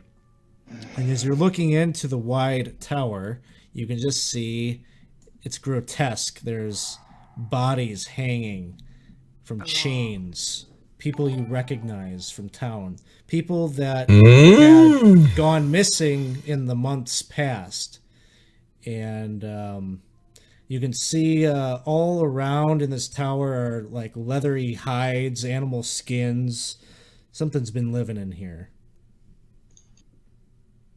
Oh. So you're like in a meat locker for people. Meat lockers are cold. This is hot. That's true. It is very hot. More like an oven. Probably like 105 degrees. Well, that's pretty precise. Well, if we're gonna go in here, we should probably get some weapons ready. Yeah. So I'll have all my people get their weapons out. I'll have Ron get out the shovel this time instead of the scissors because he has Oliver's shovel. Okay. As you're looking in there, you can see also that there's a spiral staircase that goes up. And Well, Like to the second level where the thing came crashing down. yeah, probably would lead up to just inside the wall and lead to where the tower for the gatehouse is. Is there also like another archway to the north in that room? Yes. Like another exit or something? Yes. Okay. Is that? Oh, okay. oh, stair going down. Is that what that's doing? So some of your characters are starting to head in Yeah. and to look about. Yeah, you'll see that there's an archway there, and your perception tells you that there's a stone staircase that leads down into darkness. And as you're moving in, let's see. We had a character that 7 luck. Who was that? Well, 7, or do you need something lower? Or something lower. I'll take lower. No, I don't know what you're talking about. Sorry. Damn it. No. My muffin I got a man was 7 luck. I got a 5. You got a 5? Okay. From up above, as you're all moving, Yeah, from certainly. up above, you see this humanoid creature. He wears almost like a mask of a bleached skull, and has goat horns that protrude off of it. And he's just wearing these nasty, filthy hide kind of furs. He leaps down with a great axe and comes right on top of your character. Okay. Let's see. Does a 12 hit? For my mark. Yes. Oh, he takes 8 points of damage. Oh, give me a. Okay, well, you just. Oh, man. Dirtless, that's the second one down. My rat catcher. And you're seeing that up above there are 6 other creatures. They all have spears in hand, and some of them, one of them looks like kind of like an owl-headed hybrid of a owl and a man. Another has kind of like a salamander type of skin, reddish skin and a forked tongue. And another has the head of like a rhinoceros, the big horn protruding from his face. And I vote to retreat. everyone roll a d20. Just once. Doesn't matter what the number is. That room seems a lot better now. Oh, Yeah. You gotta be kidding me. All right, Cliff, your character's up first. So you got the one beast man with the skull mask leapt down and is right directly in front of you. The others are up on the second floor, and they've got spears. It looks like they're single file. They're not as brazen. They're going to be coming down the stairs. So Cliff, you're up first. I don't think we should stick around here, but Chip's gonna take a. He's coming up to fight at that character that's there. Okay. So he's attacking. Yes. And that's that would be 13. 13 will hit. Nice. It's a good way to start. And that would be 7 damage. Woo! 7 damage. Very nice. That's a lot for DCC. He's still on his feet, but He's got that pitchfork. It's my best weapon. yeah, your pitchfork goes right through his chest, and like he's coughing up blood. And it's like your guy is there with his skewered like that, and it looks like he should probably go down, but he's hanging on. The adrenaline is keeping him alive. And then Tiberius takes his shot at him. Nice. All right. Yeah, that's 18. Yeah, that'll hit. Ooh, yeah. How do you want to finish it? He's got 1 hit point left. That's funny. Tiberius screams that we will not go down, and he throws the sword right through his neck. Ew. All right, so he throws the sword. Well, Oh, jabs it Jabs it, through okay. his neck, yeah, and beheads him, and his head drops off of his body, and his visage of that bleached skull just kind of rolls around and becomes idle in the midst. What of kind this of weapon battle. did the guy that just went down have? He had a big battle axe. Big battle axe. Okay. I think we should retreat. If you want, I can grab the battle axe, but maybe we should get out of here before the rest of them get down here. Run away! Run away! Run away! That's everything for you, Cliff? Yes. So I did lose my other character, right? You just squished him. Yeah. Yeah. The beastmen, the 6 beastmen start marching their way down the stairway.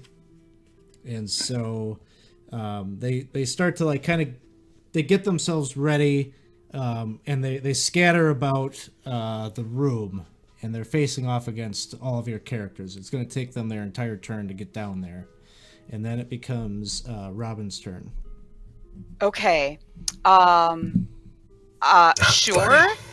Sure, Yeah. and Captain Ovaltine and Ralphie are going to go back out into the courtyard area, but kind of like by the door still, so they could try to pick off the beastmen one at a time if they come out that door. So, Okay. kind of do a gauntlet by the door. And then Cynthia's going to try to pick up the beastmen and use it as a shield as she backs out and kind of blocks the doorway to let the others get out, but holding up the beastman in front of her, so like if these others try to throw the spears, she can try to block it with their slain compatriot. That sounds good. Ron, your characters pick their turn. All right. They're going to head out as well. And ready. Corey, the dwarven miner, is going to say, "Give me that axe. I can swing it like I swing the pickaxe, and hopefully it'll deal a little bit more damage to whoever picked it up from Cliff's crew." All right, Duff.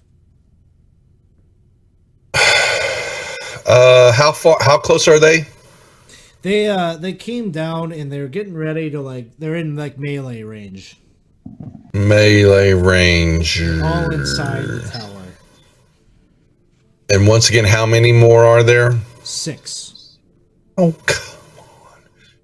This has got disaster written all over it. How about is there a way for us to maneuver back through the doorway so we can at least manage this combat? Yeah, it seems that's what like, I was trying to do. It seems like both Robin's characters, and I think Ron, you took your characters out there too, right? Yeah. You're trying to funnel Yeah. out the door. Yeah, well, to keep them from coming at us from our flanks or whatever, at least keep them in front of us, at least one or two at a time instead of all of them.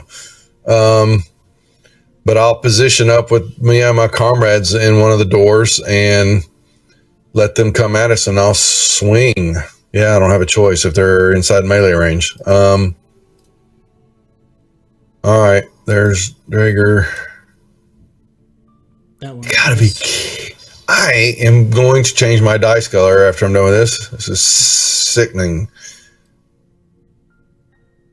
Oh my god. We're gonna fumble. Roll me a D4. No! A 2. Do I need a luck modifier on it? Luck modifier? +2, 0. Okay. It's not a very attractive looking swing that you make, and it makes it very inept, but nothing further happens other than a miss. On my channel, Prater would be proud. He has rejects for a reason. This game will be great. All rejects.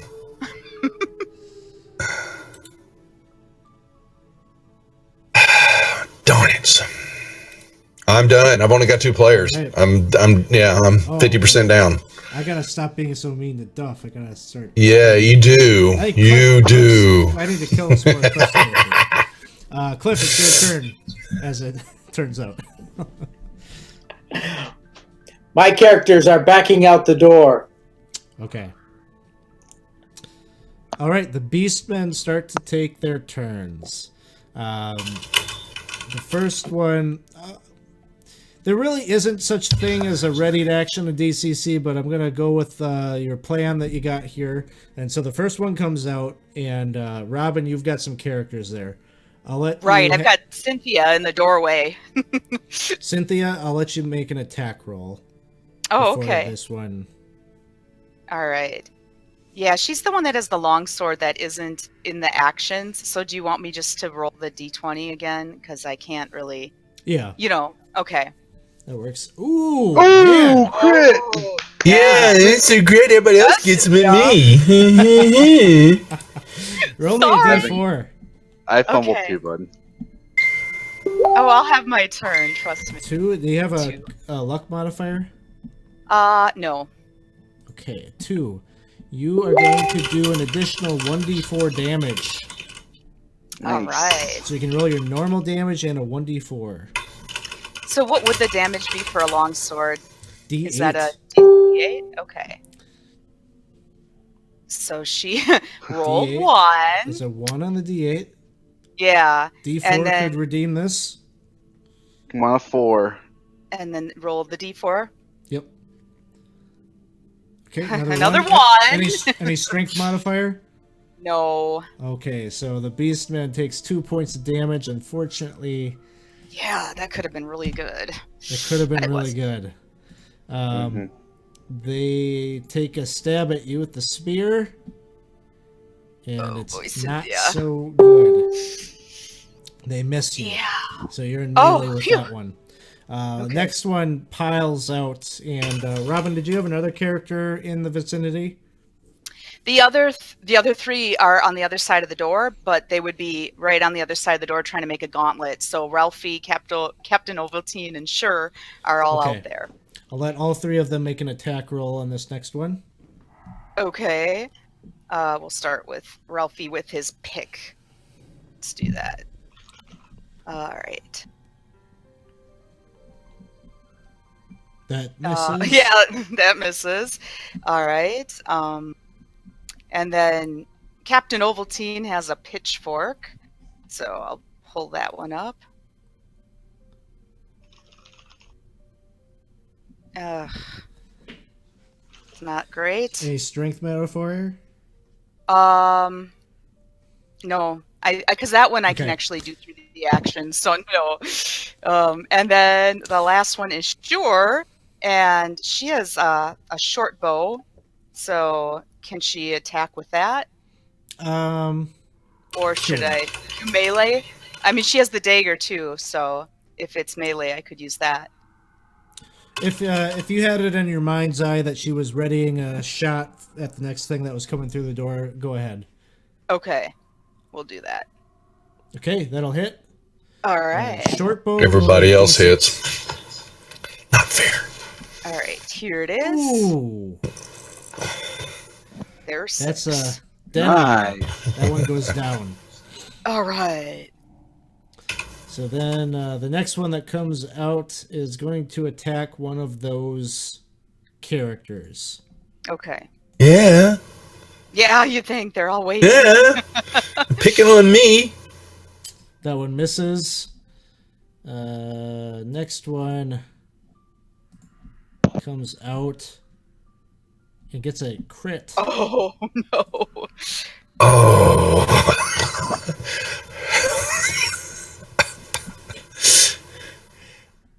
What do we got? This blow smashes your kneecap and you are momentarily cut. Your speed is cut in half. And it Okay. inflicts 1d10 damage. That's not good. So who is this on? Who is the character that has the long sword? Cynthia. Cynthia's kneecaps blow out. Just on the crit, she takes 6 points of damage. So Yeah. Ooh, F. She's not Poor that Cynthia. strong. Poor Cynthia. Nice try. We hardly knew tried. thee. She tried to let everybody else get out, you know? She was so valiant. All right, and another beastman comes out and misses, and the other one comes out and Ron. Which of your characters has the lowest luck score? It is Ron. Okay. It's a 10. So. They both had some kind of a ready. You were trying to attack at whatever was coming out. Yeah, Okay, those two characters can make attack rolls. the not lucky or the lucky ones. Whichever one is the unlucky one is the one that's going to get hit by the 17 I just rolled. So try to Okay. take them down before that happens. Okay. So Corey picked up the battle axe, and I'm gonna roll with him. That'll Oof. miss.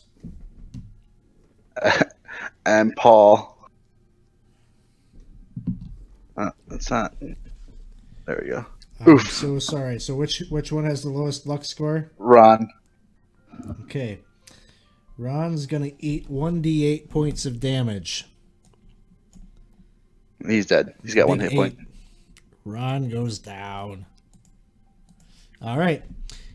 Robin, your characters can take their turn. Okay. So Cynthia drops dead with the creature that she had been, holding up. And let's see, we're down to 5 more of the beast creatures coming. Yep. Is everybody out of the room? I believe so. And Yeah. the creatures all came out as well? Yes. Okay, well then that wouldn't do any good. Okay, well, Captain Ovaltine's gonna pick up the long sword that Cynthia had been using and attack the closest beast person. Okay. Go Captain Ovaltine. What was that? Go Captain Ovaltine. Ovaltine. Okay. Yeah. And it's, again, I tried to equip it, but it's not showing up on his actions. But That'll he hit. rolled an 18. That'll hit. All right. And that's a D8, you said? Yes. 7? Okay. That takes out the nearest beast man. Nice. Nicely done. And Ralphie's going to go at the closest one to him with his pick and try to, act real brave, but he's really kind of feeling afraid right now. That one will miss. And it shows. And then Sure is going to try again with her short bow. She's going to back off a little bit so she's not right in attack range. And that one doesn't look good. Oh, man. How many arrows you got left? 3? Yeah. God darn it. Trying. The lovely DM would allow you to get him back, if he was nice. I'm not. He's not. He's not. As the true self comes out. Now you all see 20 Sides' true self. They already know this. They play in the subscriber. That's true. games. That's true, yeah. They're going, go, duh. And the ghost of Cynthia's like, survive. And that's My all. characters have died plenty of times in his games. Well, I could do that to my father. He has no choice. He's got to stick around. Ron, your characters are up. All right. So there's Corey and Paul left. So, what is the damage on one of those spears that they are using? You want to know how much damage a spear does? Yeah, 1d8. in comparison 1d8. So it's more than the club, I'm guessing. It is, yes. Okay. So Paul is gonna look at the spear on the ground from the one that had just died, and just go and grab it quick, and then he's going to make an attack at the next one. Sounds good. Oof. That will miss. And then Corey is going to use the axe that he'd picked up. Oh, Duff, I'm there with you, bud. man. Corey, These no! nat Man. ones. There have been so many critical fails this game. I I can't think the believe it. module's set up for it. It's gotta be. So, Uh-huh. Or I do not like the algorithm your machine is pulling, Alex. Okay, and you need to think about getting a new machine because, I don't know. It seems to be working from where I'm sitting. yeah, exactly. D4, Ron. Oh, yeah, that's right.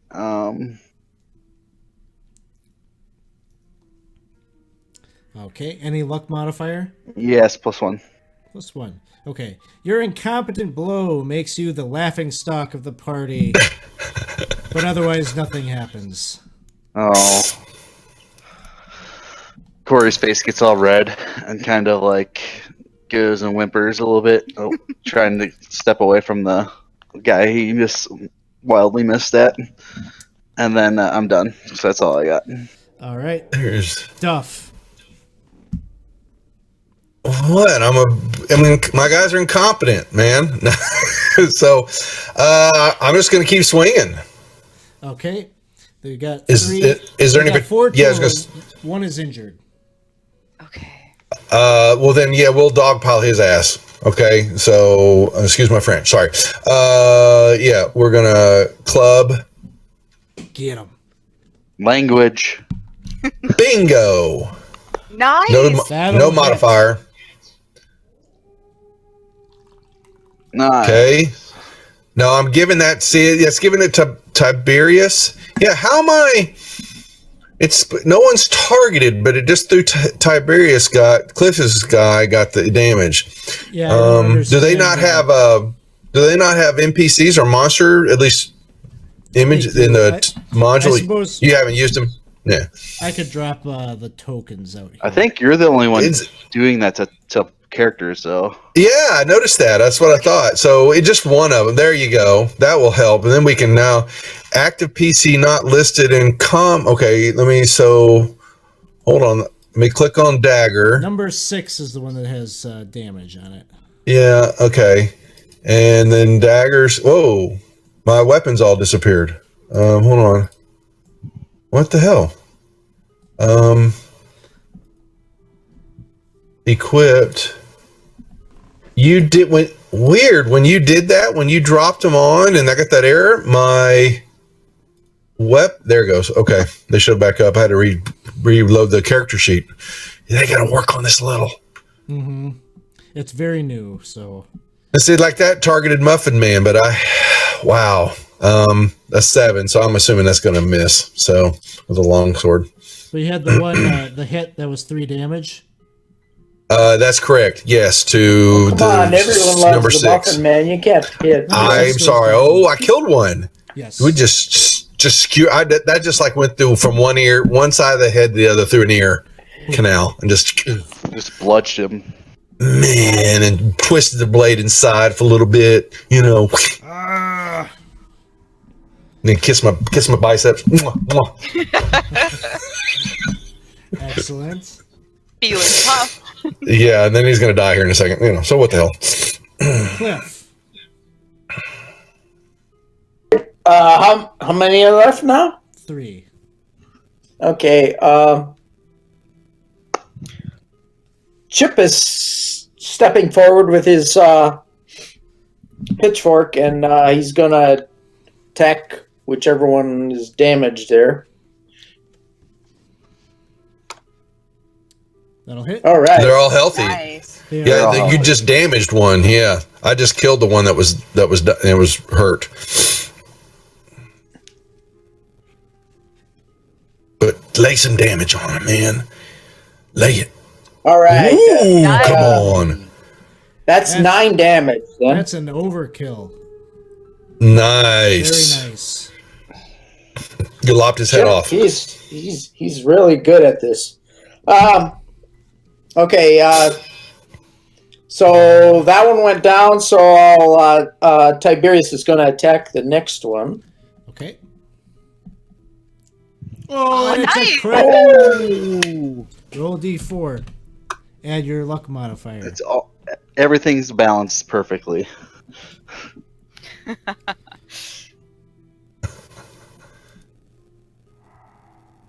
Any luck for Chip?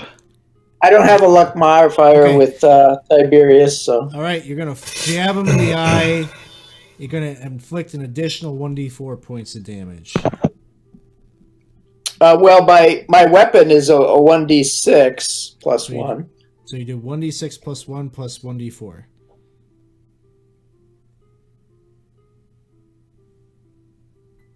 Oh, that's Starting out strong.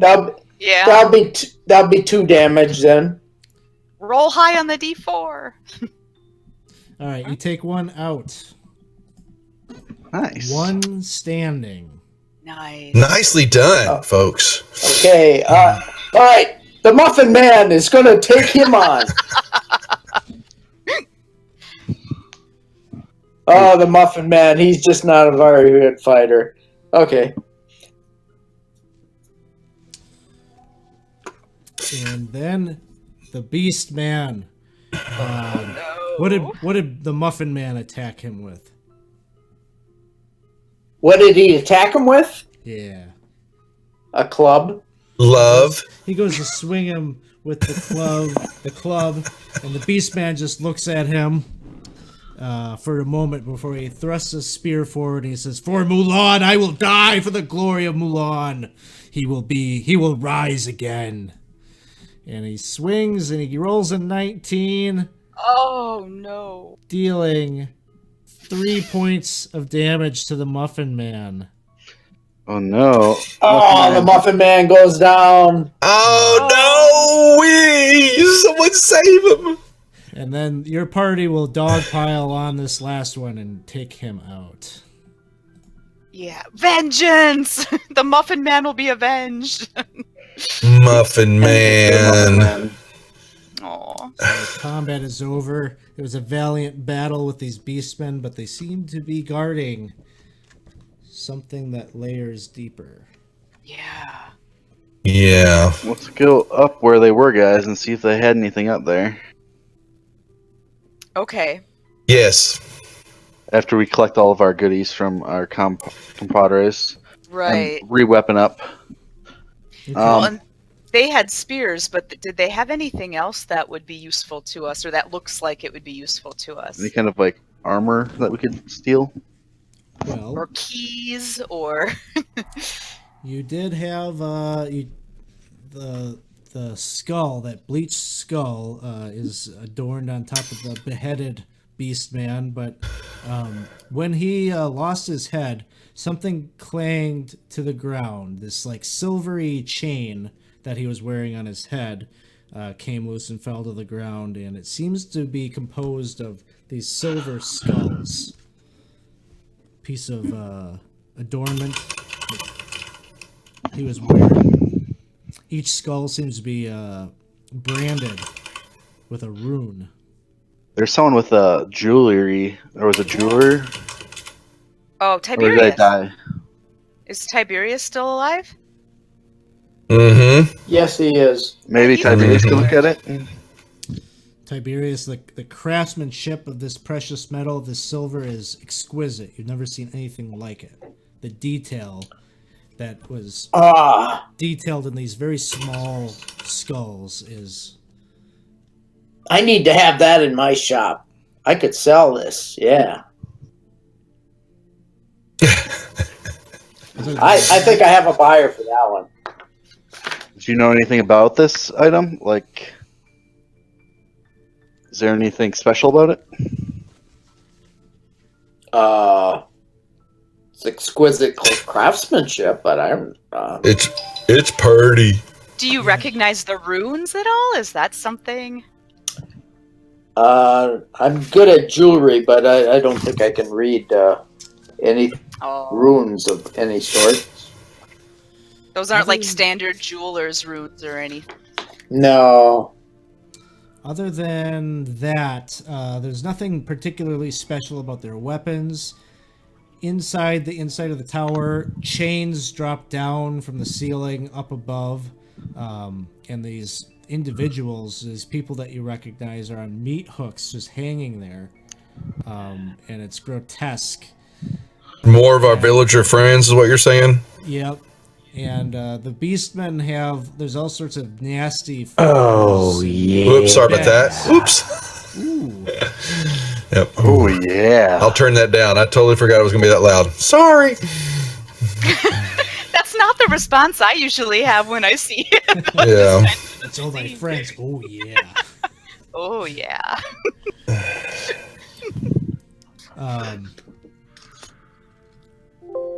So yeah, you could dig around in here, I suppose, to search for stuff, or you could go. So they're very dead by this point, I'm assuming.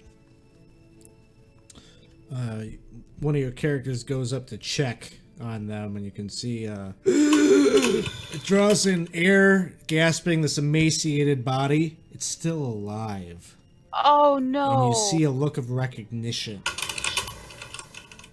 They're not like the two bodies that are out on the post. They're alive, and you get the sense they kind of wish they were not in such pain. Can we get them off the hooks? Yeah. Is it either that or relieve them of their, pain, You're starting to pull them down off of their hooks, and you can see the excruciating pain that they go through as you do that, as you're bringing these implements back out of their body and maybe bringing them out to the courtyard so that they can take in some fresh air, because it's awful smelling. You have no idea where this heat is coming from that you're feeling. Is it any, like when we were in the room, is it any hotter closer to the stairs down, or closer to the stairway up, or the downstairs? Yeah, if you're testing that out, you're going to sense that it's coming from down below. Okay. And so you start bringing the bodies out, and they're all just barely alive. They're starved. They're wounded in ways that it's almost like you're not even sure how they are alive, the way that they were hanging on these chains. Oh my goodness. And the vast majority of them actually expire in the process of you doing this. But there's one a woman who still survives, and she looks up at I don't know who is the character that cared enough to look at this, Ron. It was Paul. Paul. Because he's a rat catcher. He's not too squeamish. Yeah. So Paul was helping out, and as he's laying this woman, a middle-aged woman, down on the ground, she looks up at him and grabs a hold of his shoulder, and she says, they took the others down. You have to get them. Did we go all the way across? Um, To where the porta-cly was, it looks like it looks like it's a long way down there. This way. I don't think you've gone that way yet. Okay. If somebody goes up there to check, that's fine. Somebody goes up there and check, you're going to find the lever that activates the portcullis. There's really nothing that they have. Maybe some more little bed rolls up there, but... Is there nothing over in the far west corner? Do you go over that, or is that a different tower? It's a different over tower. the port. Okay, so we can't. Okay, we got to figure out how to get over to it. Okay. So can we release the lever so that way if we need to go out, we have an easy access out? Yeah, you can raise it up, and it'll probably bring up the body of your friend that was stuck underneath of it. Yeah. Oh, look at him rub it in. Yeah. Rubbing it in. Was It that poor Oliver? Ron. Oh, That was Oliver. That was Oliver. Yep. Oh. Ron died later. F Oliver. Oh. Well, if we got him out at least to back to safety, then can we make sure we clean out this area and look around and make sure we don't see anything else, weapons or treasure Or hidden doors. I have an ability that lets me. Nope, never mind. Ron died. Oh no. You can take that ability. You can take it. Yeah, right. Yeah. He quickly taught someone else before he died. Collectability No, we as should. well, yes. Oh, my dying breath.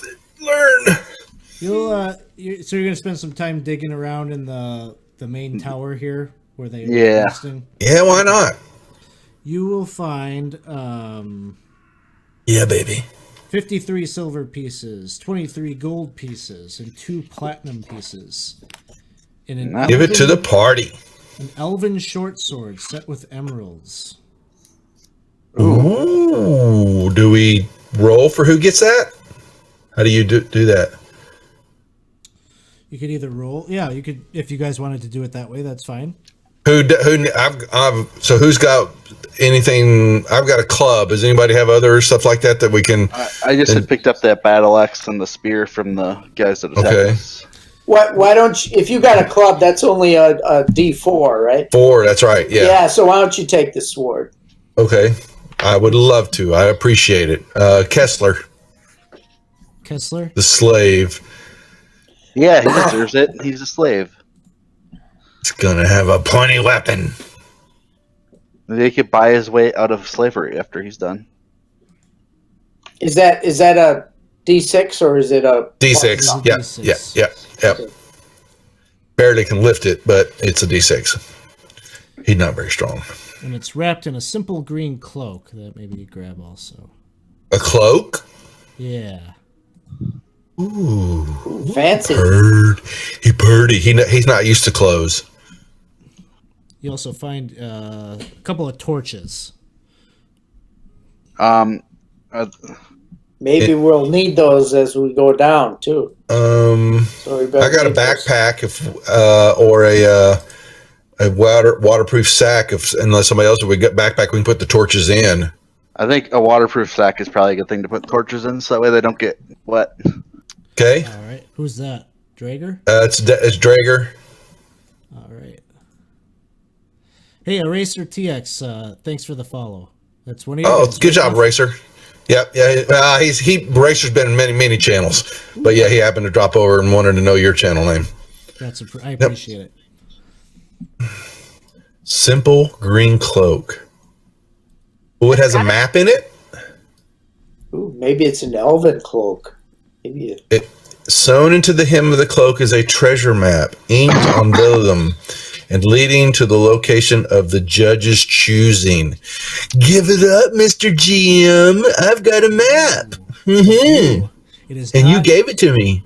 It's not anywhere nearby, but it might come up in a different adventure. And another adventure, yes. That's the hook, folks. You see how I did that? If we survive, yeah. Marbanya, thanks for the follow. Appreciate it. Oh, look at that, Mar's a streamer. Got a channel works with FGC. He's educated. All right. So That's the way it's supposed to be. what are we gonna do, guys? Do we go down and try to help them? If they did this to people up here, imagine what they're gonna do to the people down there. If they haven't. Yeah, we already hadn't done even that. gone downstairs yet, have we? No. And it's hot down there. Do we really think it's a good idea to go down there? Mapped area 2. Well, do we want to do that, or we want to go open the door and see what's in there first, and just go ahead and, Clear that out first. Either way, it's probably a bad thing, but it's not going to bode well for several more of our characters. So, yeah. So if we go straight down, we're going down with more people. If we go to the other room, we may lose some before we go down. I don't know. Either way, we can vote it, or we can. I mean, if it was those guys that locked them in, what would they lock in if it wasn't something that would hurt them? Unless it was something worse. So. Yeah. There's probably very nasty things behind that door. There's no doubt. So then let's go downstairs, since that's what we're here for. That sounds Either way, so.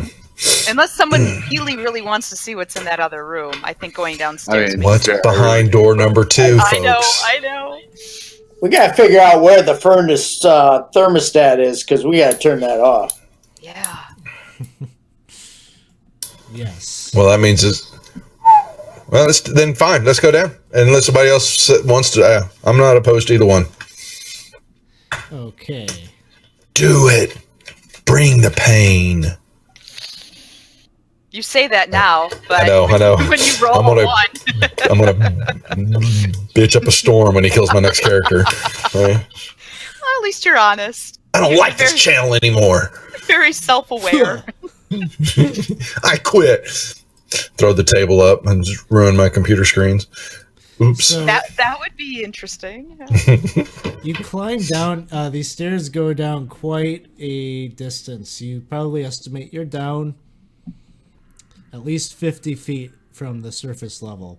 And then you're not even done. Yeah, it's hot. You're not even done. You get down to this landing here, and as you turn the corner, you're looking at more stairs that lead down. What, 2 or 3 levels? Do we have our torches Stories? at this point? Yeah. Do we need our torches?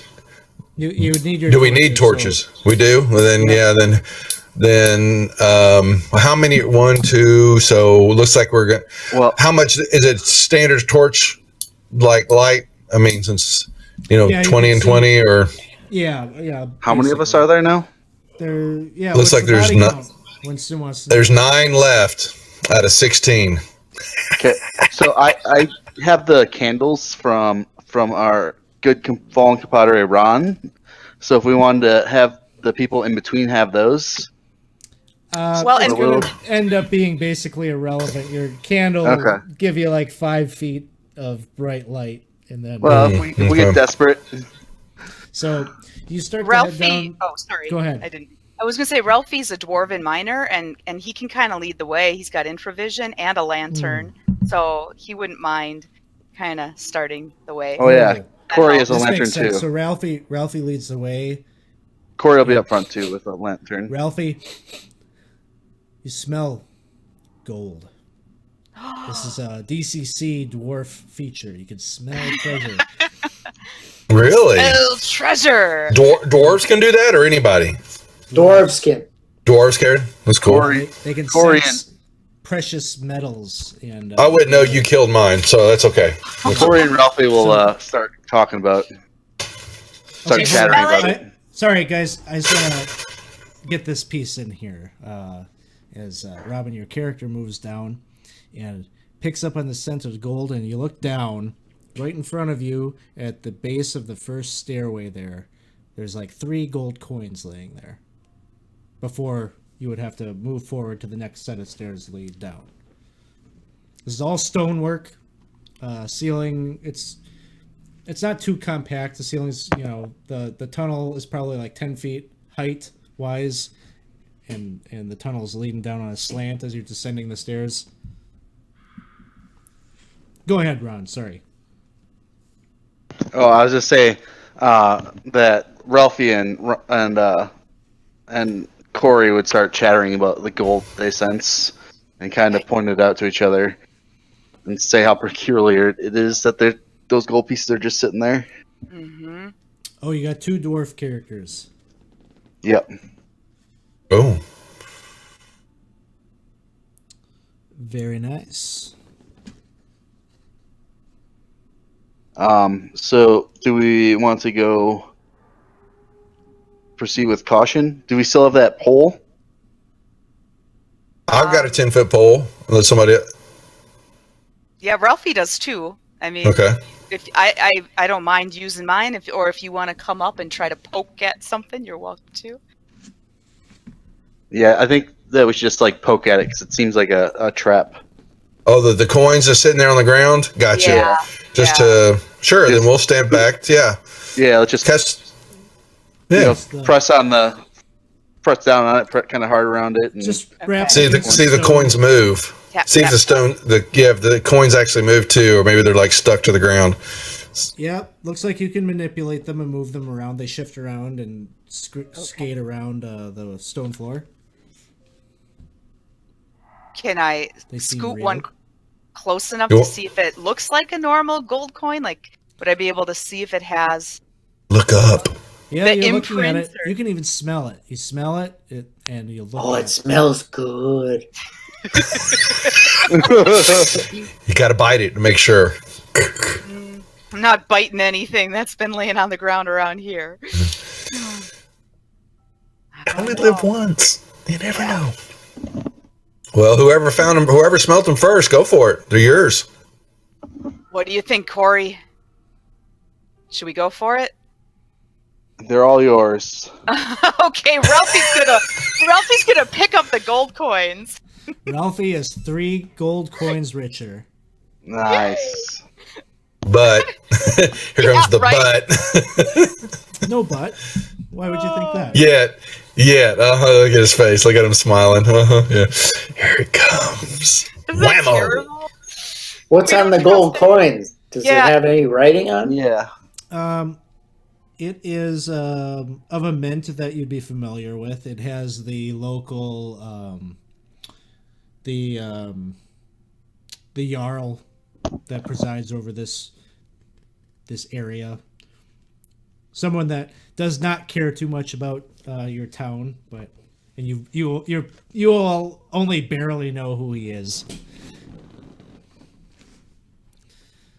So it's not. Don't it's really not have to unusual. like him. It's still gold. Congratulations.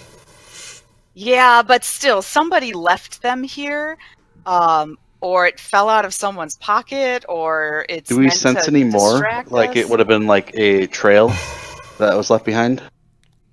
Hansel and Gretel. Give me a luck check. And also, when we're sitting here, do we see? That's that hallways to the north and south, or is it just stairwell just going straight down? At that first landing there.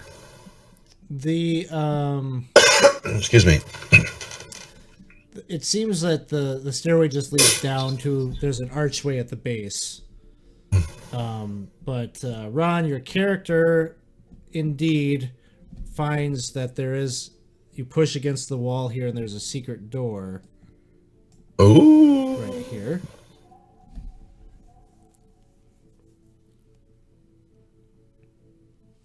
Well, I think we should go check. Can we see when you open it up if there's any kind of thing that we can see inside with our lanterns? Say that again. Since the dwarves both had lanterns, can we see anything when we open up the door? You want to open this door up? Yeah. You want us to use a pole and push it? Yeah. Duff, you asked about, you were kind of checking out the walls yourself. You can see Yeah, there's well, a very small Okay. passageway here in the wall. It just looked like a crack when you were first coming in, but now that you're standing here at this landing attentive, you realize it's actually a little tunnel that somebody could probably squeeze down if they really, really wanted to. Or a dwarf. Small dwarf. Maybe. It'd be tight. They're a little stout and stocky, They're but thick. maybe they could get in there. How far so back does it go?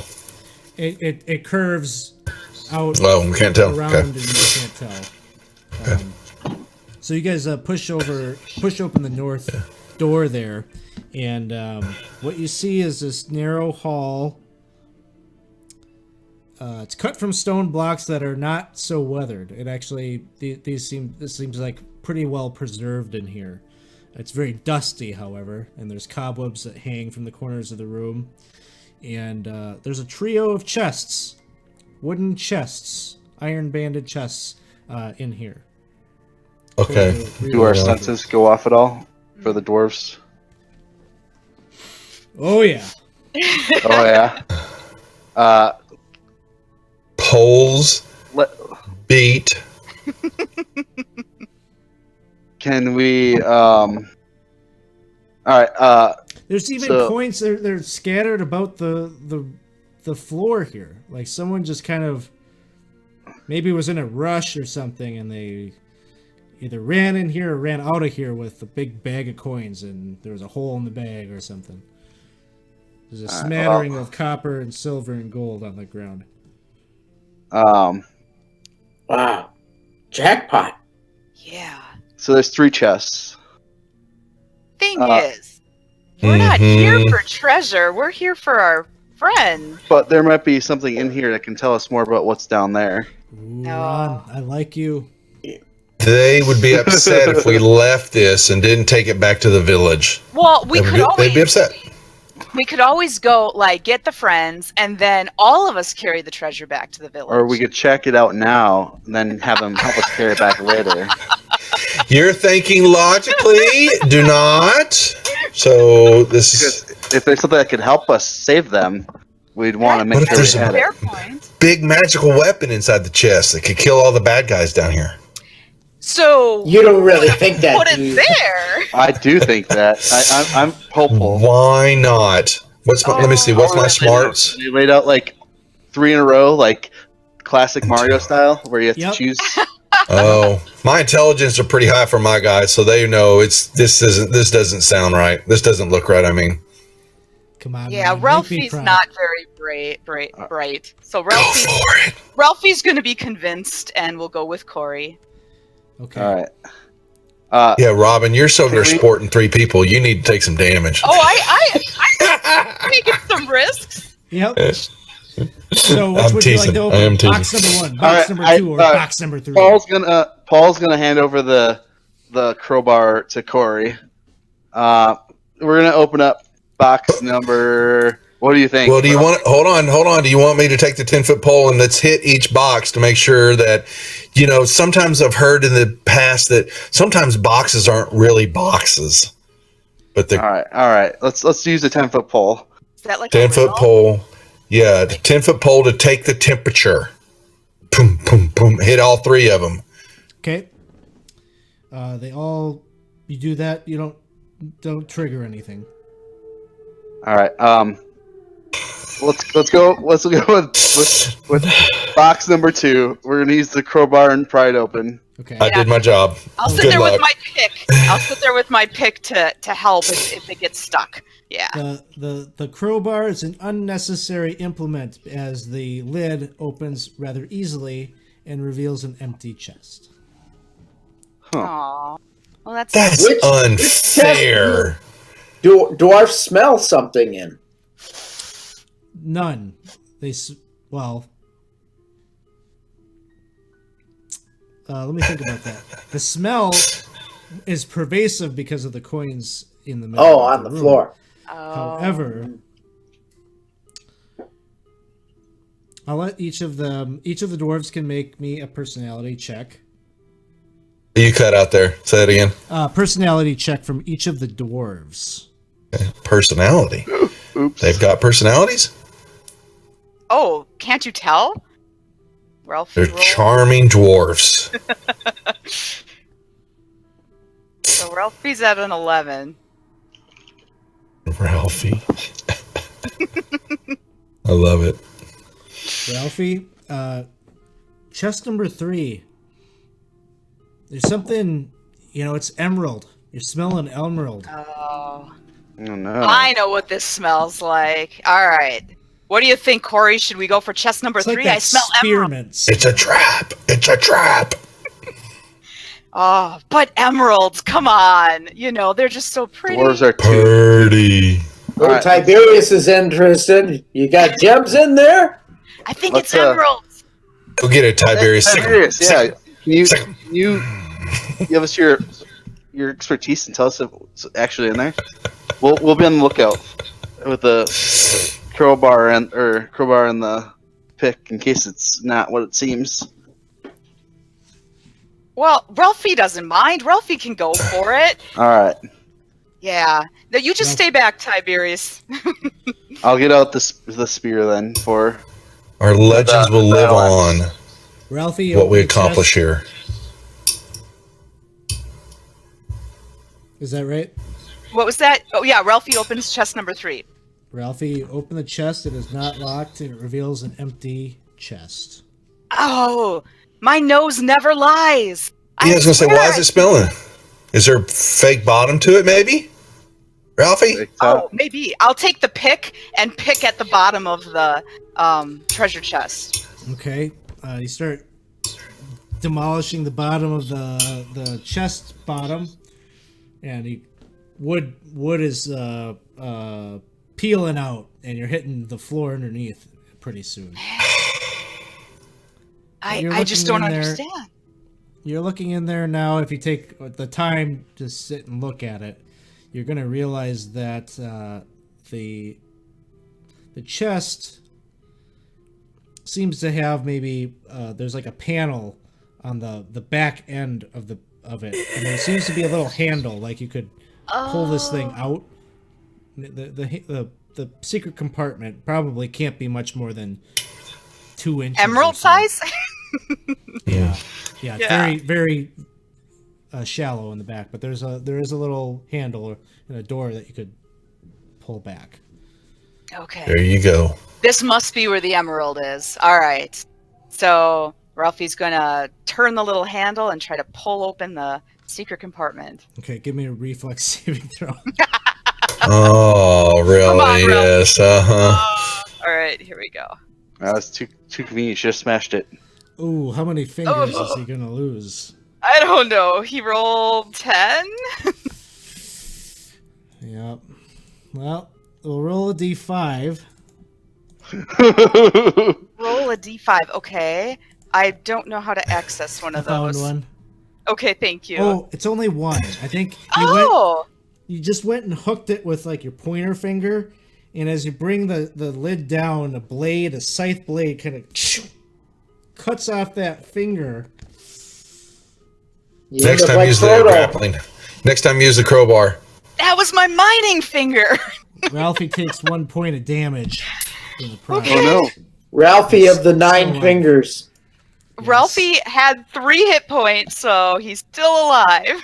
He's still alive. Can't lose Ralphie. And in the secret compartment, you find that there are 2 silver rings with emeralds, and a silk tabard that was stuck in there with this same pattern as the banner that you found outside the keep. That skull, Yeah. Blackfield. Kessler's got it in his back pocket. And there is a steel vial with a stopper in it. All right. Shake it around. There seems to be some liquid or something in there. So you Okay. said 2 rings and the vial, and what was the emblem on? It was on a. It was A on that tabard. flag at the beginning. Tabard. Yeah, just another Oh, piece of okay. cloth. Yeah. Okay. All right. Well, guys, I need to stop the bleeding here. So you're welcome to take a look at this stuff and see if it's useful.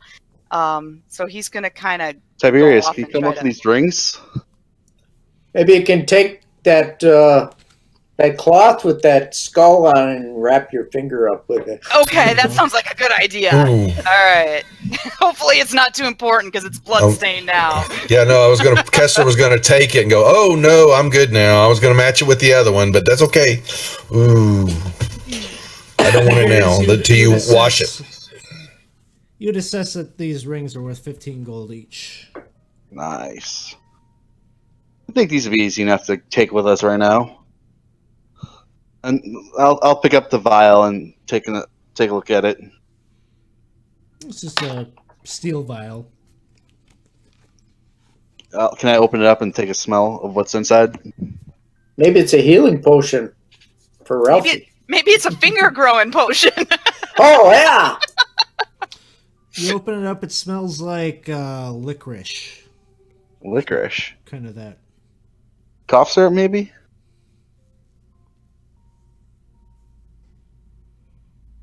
Well,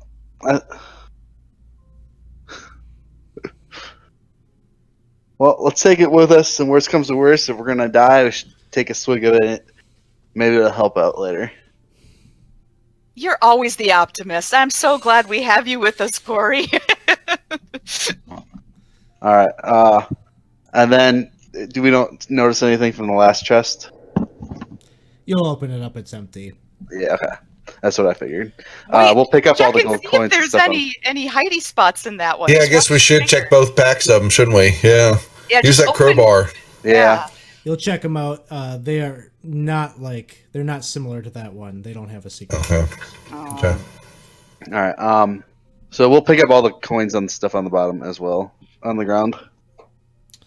Sounds good. We can divvy that up amongst the survivors. Yeah. Yeah, just Let's move down If then, there are any. or do we want to go towards that crack and see if we can get someone through?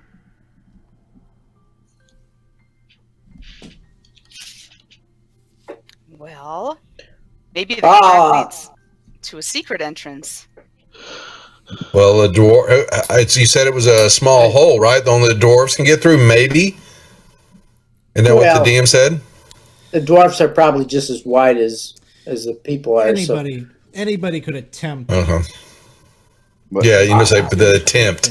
the problem the with attempt. these cracks is, as being a dwarf, is that sometimes you can get in, but you can't get back out. I've had that happen. Yeah.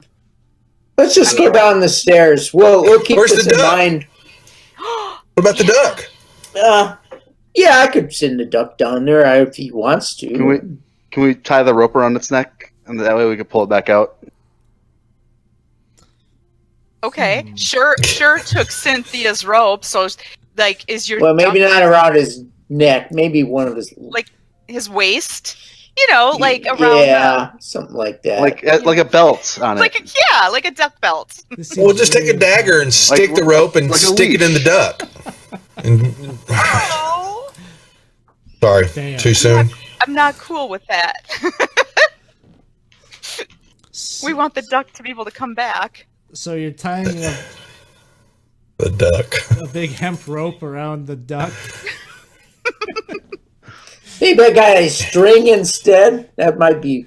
Yeah, that seems appropriate. more realistic. It's like the goat in Jurassic Park. Okay, you put it out there, you tie a rope to it, and you make sure it doesn't go anywhere, and we'll see what happens. I can go with this. So you tie this rope around this duck, and he seems like he wants to go down there. He'll go the entire length, and he'll bring your rope taut as you're holding it. He likes it down there. Ask him what he sees.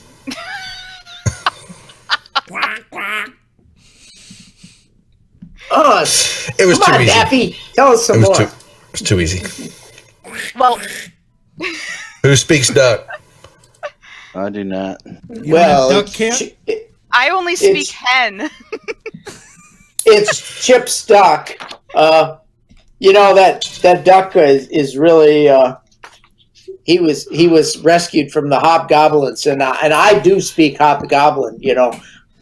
And he says something in hobgoblin to try and make the duck come. Is he known to? Is he known to stay in dangerous situations, or is he typically run no. from them? He's a brave duck. Is he a coward duck or a brave? He's cowardly. No, I'm not trying to just call him a out or stupid duck. He doesn't know if it's a dangerous situation or not. Is he a duck? Even though you're speaking in his native language of his former owners, he doesn't seem any more wanting to come back. All right, pull him back. Okay. You bring this unwilling duck back with you.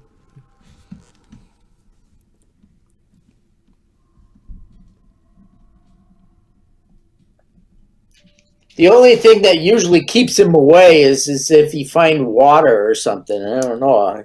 He doesn't seem wet or anything, does he? Water or food? No. Does he seem like he's been eaten or something? Or? Is he full? Big. No, he seems like drawn, like he wants to keep going down that way. Oh, It could be like the well that got Yeah. that got our friend before. oh yeah. We don't want that. Well, if you do go down there, plug your ears. What if this is where the well comes down to? Yeah, but That's a good point. Huh? Well, maybe the dude that fell down is over there. What if he's still alive? I think Mac is gone. Mac? That's right, it was Mac. Oh no. All right. I think that maybe we should hold off on going down that.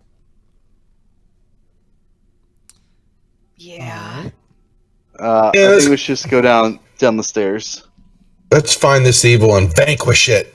Try to find some alive people that aren't super dead. All right. That sounds good. That is our goal. That is why we're here. Yes. Ooh.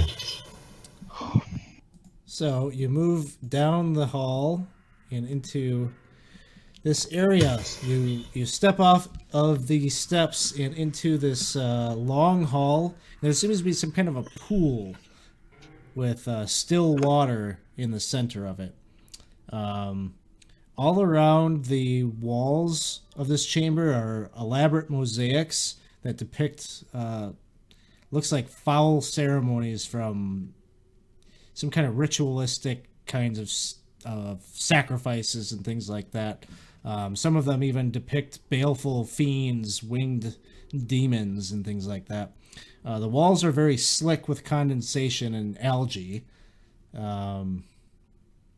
Yeah, and then in the center of the room there's this brackish water.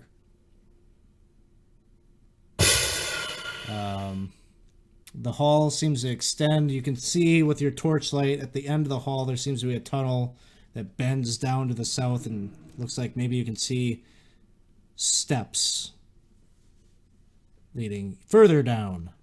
Mm-hmm. If we further investigate the wall stuff, will it show us any more? Yes. So you go to check out one of the mosaics. Ooh. Looks like this. Ooh. Oh, there's tentacles coming out of the water in that picture. Don't disturb the water. Oh, yeah. Let's go over there and poke it with the pole. Yeah. You can borrow my pole. I've got one. I got one. I vote no. Don't disturb the water. That's on the east wall. Does the picture up on the upper right have anything to do with what we learned about the rumors about the? Wasn't there like one about the king or powerful being? There was a warlord. Yeah. Yeah. Yeah, that thing's got horns, it looks like. Oh, that. Whatever Sort of the scepter thing it's with holding. the axe that we killed was wearing that horned mask. Was it? I was going to say something. Oh, this looks even worse. More Awesome. horned characters, yeah. These look like some of the guys that we've been fighting. I was getting ready to ask. Yeah. Looks like maybe that. You've got some humanoid creatures that one's got a horse head, one has kind of like a mantis head, tiger. Yeah, the one has Snake. horns with the big axe. Yeah. That's the first one that came down, jumped down. Oh, really? Yeah, he did, didn't he? And he looks like the guy that's above the other one. It looks like that's blood maybe dripping down from the thing that the guy's holding. Maybe that's what they're using to control the demonoid creatures, and they're making sacrifices of the humans in order to continue to control them. So maybe we need to get this thing and destroy it in order to get the creatures to stop. The scepter you're talking about? Yeah. Yeah. Yeah, that first one has that same scepter, so Yeah. Oh yeah. that sacrifice of the woman that's lying there. That's important. My mom. I'm guessing. Yeah, it's the same dude. These are the only mosaics in the room. Yeah. And then there's 4 alcoves in the room that have hooks and robes hanging off of them. Okay. The question on the first picture to the far left of the tentacles, can we tell is that a podium or something that someone's standing on? What can we tell? Looks like a huge stone or something. It's got runes carved in it. And there's a hooded figure that seems to be staring off at... You're not sure if it's staring off at the tentacles or if it's staring off at the sacrifice happening. But it's got its back to us, right? Yep. All right. Does it look like the woman's in robes or no? No. I'd say no. Okay. Well, is there enough ropes for everyone? There are 4. So maybe this is what the worshippers wear, and when they take the people in and down, maybe we could pretend that we could sneak in if we wear them, and try to see if we can bring the people as like decoys. Yeah, we should definitely take the robes with us. I'll have Paul go and put one on, see if anything happens. He has a robe. Okay. So nothing happens. He's not like demonically possessed or anything. No. That's nice material. Does it fit good? Is there any pockets or anything? Oh, sure. Occultists, they need some pockets on the inside to keep a snack. It's a quality robe then. Yes. Just making sure it's got some storage in it. Absolutely. Would anyone else's character like to grab a? Yeah, I think Captain Ovaltine would grab one. Kessler, we'll split it. Why don't we just give each one of our characters one? Sure. Sure. Okay. Kessler will grab it. Okay. Chip will put one on. Chip's got one. Okay. All right. And let's be very careful not to disturb the water then. Agreed. And then let's start going and head towards the stairs. And let's kind of space out with the people, so that way there's one person in between someone with a robe and someone without a robe. So that way it looks like we're bringing them down, if that's what this is. So you take the stairs down, and the wide steps run down to a dark sand beach in this vast underground cavern. There's a sea sprawled out in front of you. As far as your eyes can see, it just goes out into the darkness. Out through the gloom, you can see that there is this rowboat, this gigantic rowboat with what do you call the adornment on the front of the ship? The mast? No, it's the headpiece. The headpiece, yeah. Yeah, it's not the mat. Yeah, I forget what they're called. It's got kind of a draconic motif to it. Okay. And this long ship kind of emerges from the darkness and just sits out there in the sea, probably some 100 feet away from the shore. And at the beach shore, you can see this menhir that rises up, almost towering over the waters. It's got scrawled on it all sorts of different types of runes. Ooh. Somebody should stand up there, like in the picture. They glow, like a sickly green glow on the runes as you draw closer. You know, it'd really help if one of us knew how to read runes. I think we would have learned a lot more on this journey. Figurehead, someone just said in chat, by the way. Oh, figurehead? Figurehead. Thank you. How nice. Paul will go up and try to simulate the mosaic on the giant thing that you were just describing. He's going to try to climb up there. Yeah. Captain strength Ovaltine will check. give you a boost. What? Give me a Okay. boost? You're going to get a boost. Sorry. Give me a strength check. Oh, that's I'll, not the right I'll one. lower the DC since you're getting a little help here. Golly, it's horrible rolling. You're getting the Man. boost, and you're kind of hanging there, but you have to, at some point, you have to start Come on, climb! climbing up yourself, and you're trying to do your first pull up essentially to get yourself up there. It's not working. You're Someone fatigued push from battle. me up. Can someone Chip push is- me up with their 10-foot pole? Chip is going to step forward and try and help you with that rest of the way there. All right, Ron, have your character make another strength check.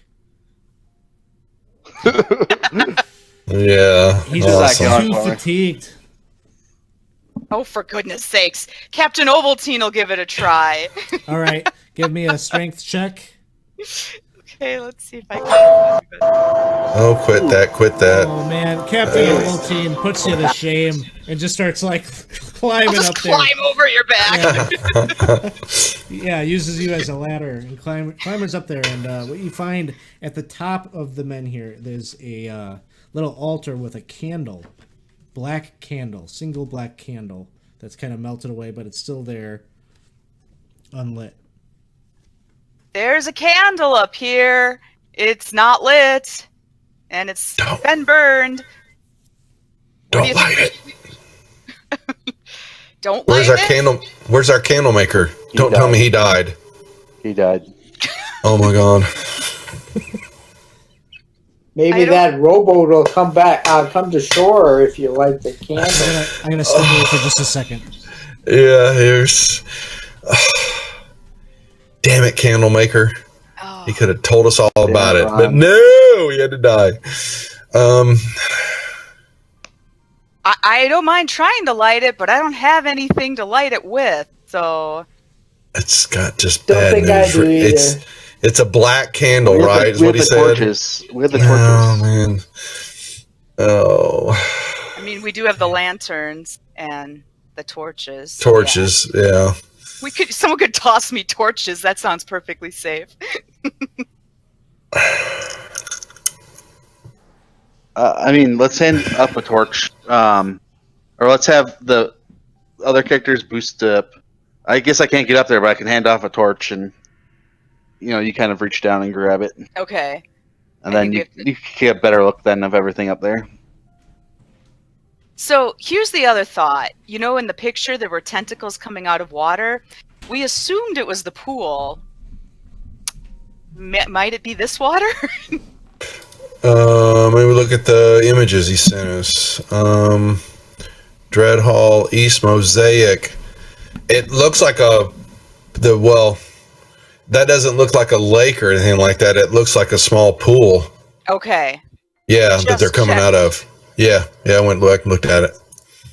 That's nice. He ran back up all those stairs, took a look, came back. Oh, no, he drew a picture of it real quick. He's got memory like that. Okay, That's a really good skill to have. Yeah.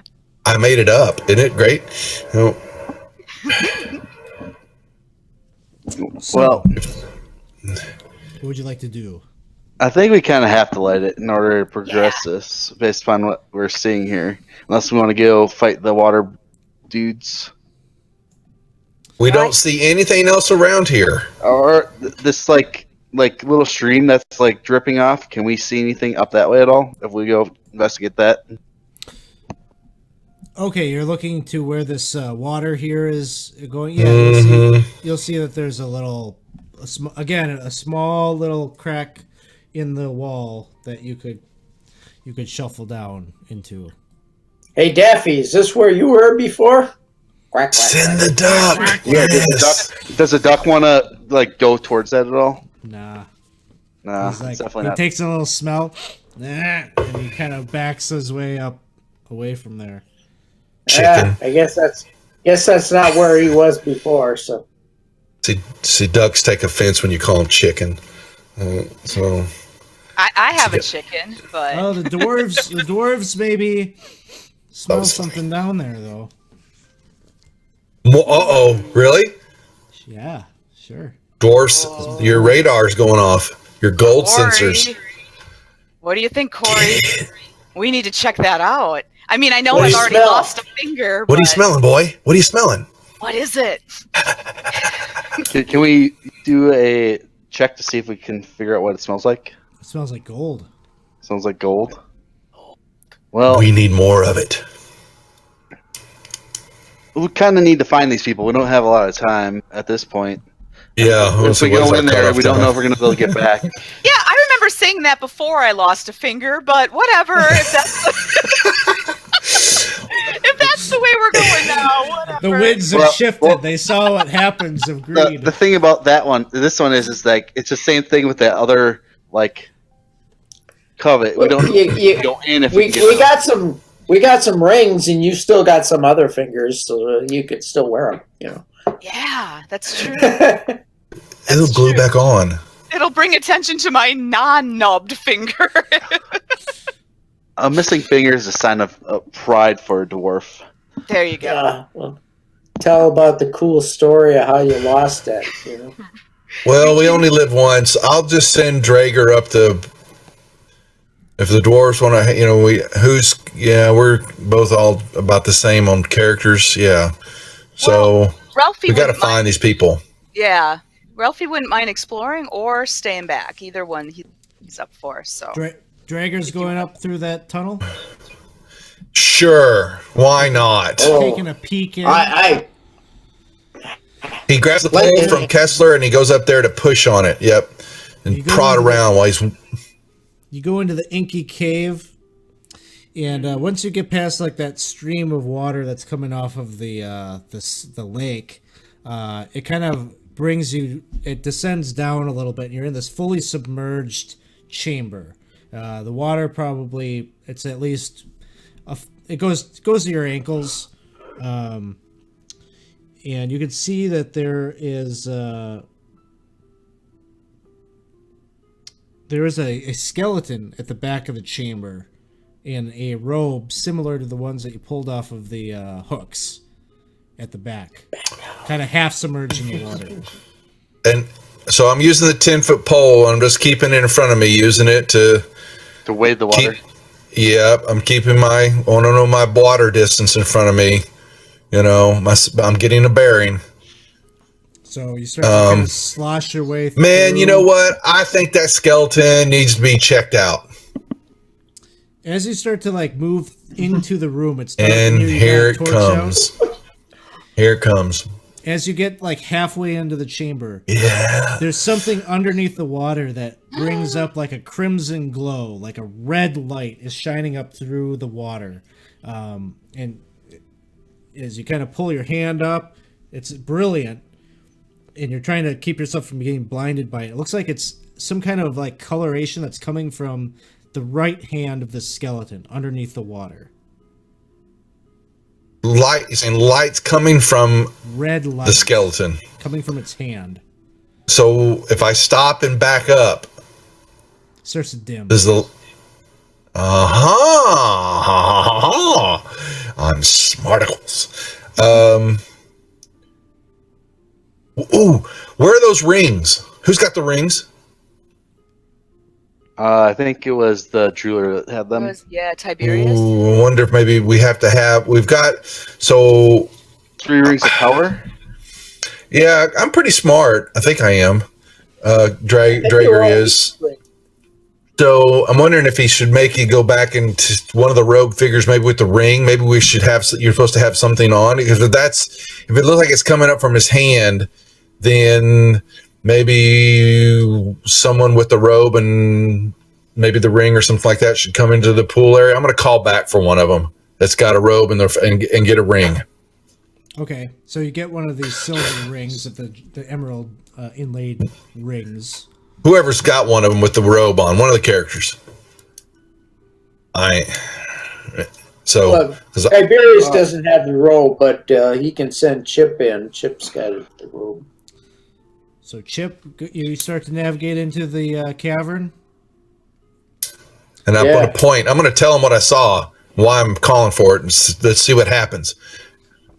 So Chip, as you move into the room, at right about the same point, halfway through, you start to see the crimson light coming from the hand of the I don't know. You're cutting in and out. Yeah, you're pulling away from the mic. Yeah. The light, you're seeing the crimson light from the hand of the skeleton when you get halfway in. What did you think I should do? Well, I was hoping maybe by having the ring on, or maybe I can't tell. I was making a guess, but at least that you've got the robe on, and the skeleton has a robe on too, correct? Yes. Yes. Okay. So I was hoping maybe that was going to think that you were one of them, but this red light doesn't bode well. Maybe the rings. I was maybe hoping the rings would counteract or be a key to not set off what will happen if we get closer to it.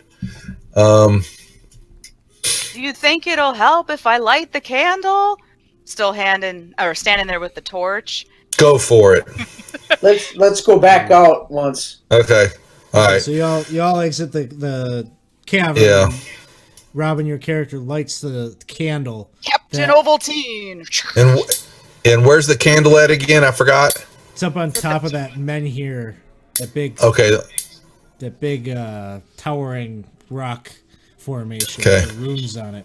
As you light the candle, that rowboat, starts to come closer to the shore. Like the I oars told you. start bringing it closer, and it comes right up along the beach. Well, there you go. It's the rowboat summoning candle, of course. Oh, of course. Ron could have told us that. I know. As a candle maker, would have known for certain. That's what the black candles mean. Well, now we know. So, you want to see if it reset the crimson thing that you guys were looking at, or do you think it didn't have any impact on that? I think a couple of y'all on the robes get in that boat and go check out that ship. Okay. All right, Paul will. Yeah, Kessler will jump in. He's got a robe on. Yep. Okay. So the rope. How many can it fit? It could fit all of you comfortably. All right, or just the four of us? Oh, it's okay. Oh, that whole ship comes over. I thought you said rowboat. Oh. No, it's a longboat. Longboat. Okay. Longboat that you row. Yeah. Yeah. Do we want to test to see what happens when we blow the candle out? No. I could just light it again. I mean, I'm standing up here, so. Well, aren't you coming with us? I will, but before I climb down, if you want me to test it out. Are we really going to put all our eggs in one boat? Oh, wait. If I stay up here and blow the candle off, maybe it'll go back out and take you guys out into the water. Well, we're on the ship now. We got the oars, so we can probably row it. You can row it yourself. All right. Oh, this has got disaster written all over it, man. I'll climb down. All right, all of us are getting in the boat. Everyone's getting in the boat. Everyone's in the boat. Let's go for it. Okay. Remember the creature with all the arms?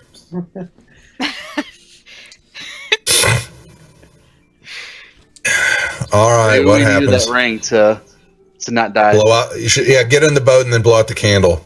So you. Okay. So. I'm joking. Don't you go there. I'd entertain it. I know you would. I know you would.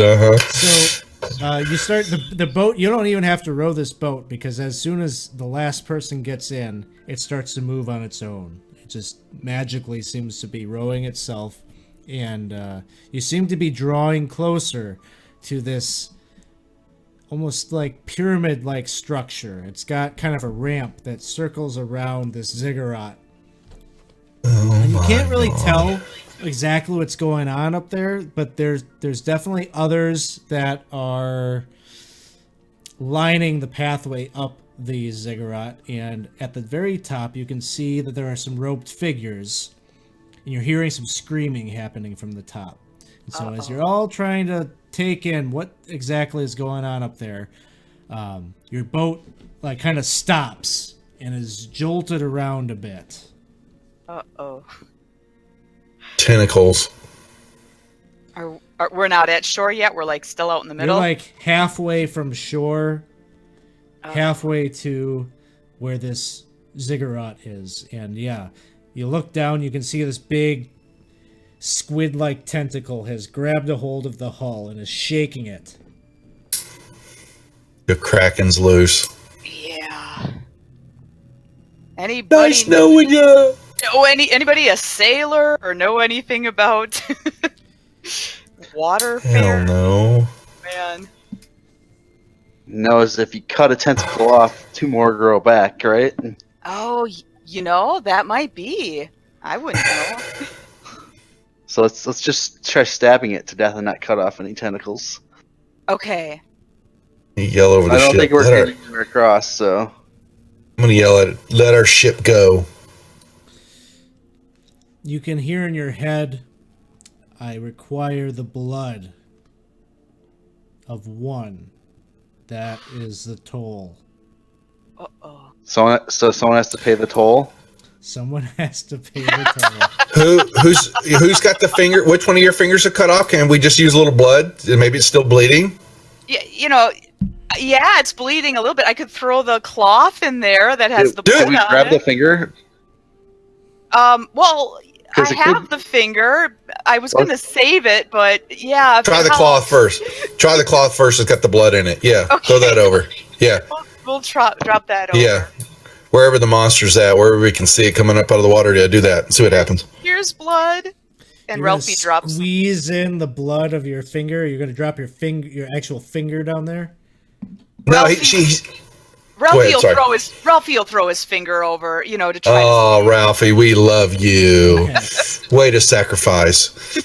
You, Duff, one of your characters was talking with it, and you hear it say, Yes. This sacrifice is an insult. Oh, crap. It was a pointer finger. I mean, it was pinky. However, However, I am quite interested in seeing the chaos that will ensue when you get to the other side. Should you wish for your return journey, I will expect one of your lives. that's okay. We agree. It lets go of the hull of the ship. And We use the duck. The duck. It's the duck. I got that from chat. Okay? It didn't specify which one. Oh man. Oh, Daffy. Poor Daffy Jack. will. Been with me a long time. Daffy's got plenty of siblings and cousins and all that. He's good. really unhappy yet. So you are left with this future party's problem. You don't have to deal with this right now. And the ship draws towards the base of the ziggurat. There's Maybe he'd accept one of those other rogue figures up there. Yeah. Yeah, I have a net, I think, that I can use to catch one of them maybe later. Now it really sounds like Looney Tunes or something. Gonna catch him with a net. Is it an Acme net? It was You draw closer to the island, and you can see this golden towering ziggurat. There's a burning light radiating from the top. Do the dwarves smell that it's real gold? Do you smell gold? Yeah. Sure. Yeah, you smell It's gold. actual gold, not just like It's sand. gold. It's gold. You see a Guys, wide that's ramp that gold. circles the edifice, slopping to the top of the temple. There are hordes of beastmen that crowd the ramp, their backs towards you. They're howling, and many of them have these drums. They're beating the drums in this rhythmic pattern. They're riled up. Something big is happening. And high atop the temple, you can make out a fearsome silhouette of an enormous armored figure that is wreathed in infernal smoke. Does it look like one of the guys in the paintings? Yes. It looks like the one Horn with guy? the horns. Yes. Horns. Go figure. Yeah. Would have been too much to ask that we killed him already. Is there any sign of any of the town folk that we've been looking for? Or?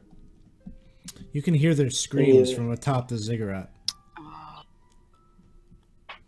Do we see a scepter anywhere? Not from your vantage point. You're right now. You would be like right at the base of the ziggurat. The long Okay. boat has brought you right here. Was our mission to bring them back alive or not come back at all? You're just trying to save your townsfolk. Oh, I thought it was just to find him. I think we found him. We're good. Well, yeah. At this so- point, you could go back maybe. But they're just going to keep coming and grabbing more of us. This isn't a problem that just goes away. Are the people wearing the same robes that some of us have on? Did we see that? You're looking up at the top of the ziggurat. You can see some in robes. Not along the Folk. ramps. It seems like the other beastmen that are sitting there pounding the drums and waiting whatever's happening up top, they do not seem to have the rank to wear the robe.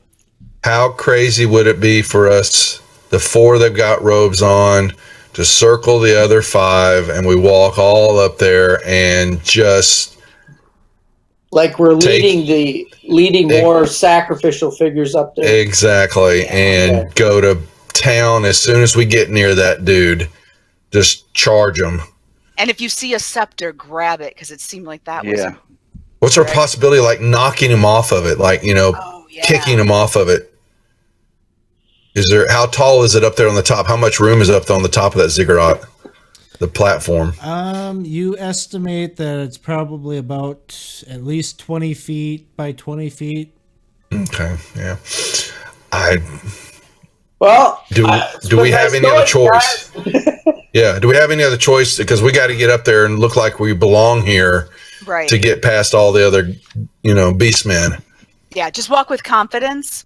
And Can we loosely tie rope around the hands of the other people, but they can easily slip out and grab their weapons, so it looks more believable?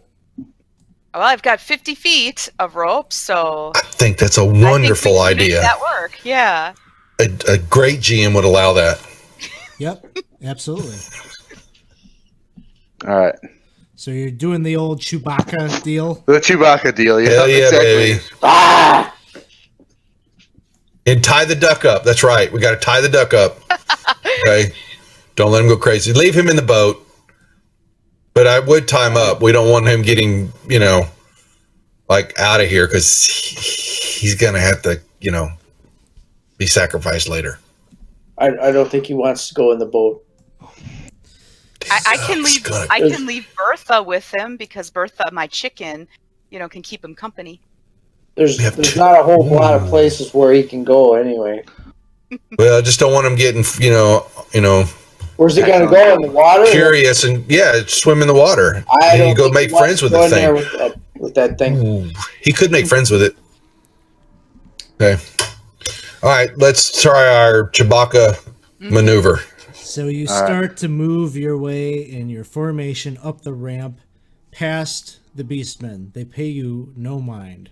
They are so in anticipation of what is about to happen.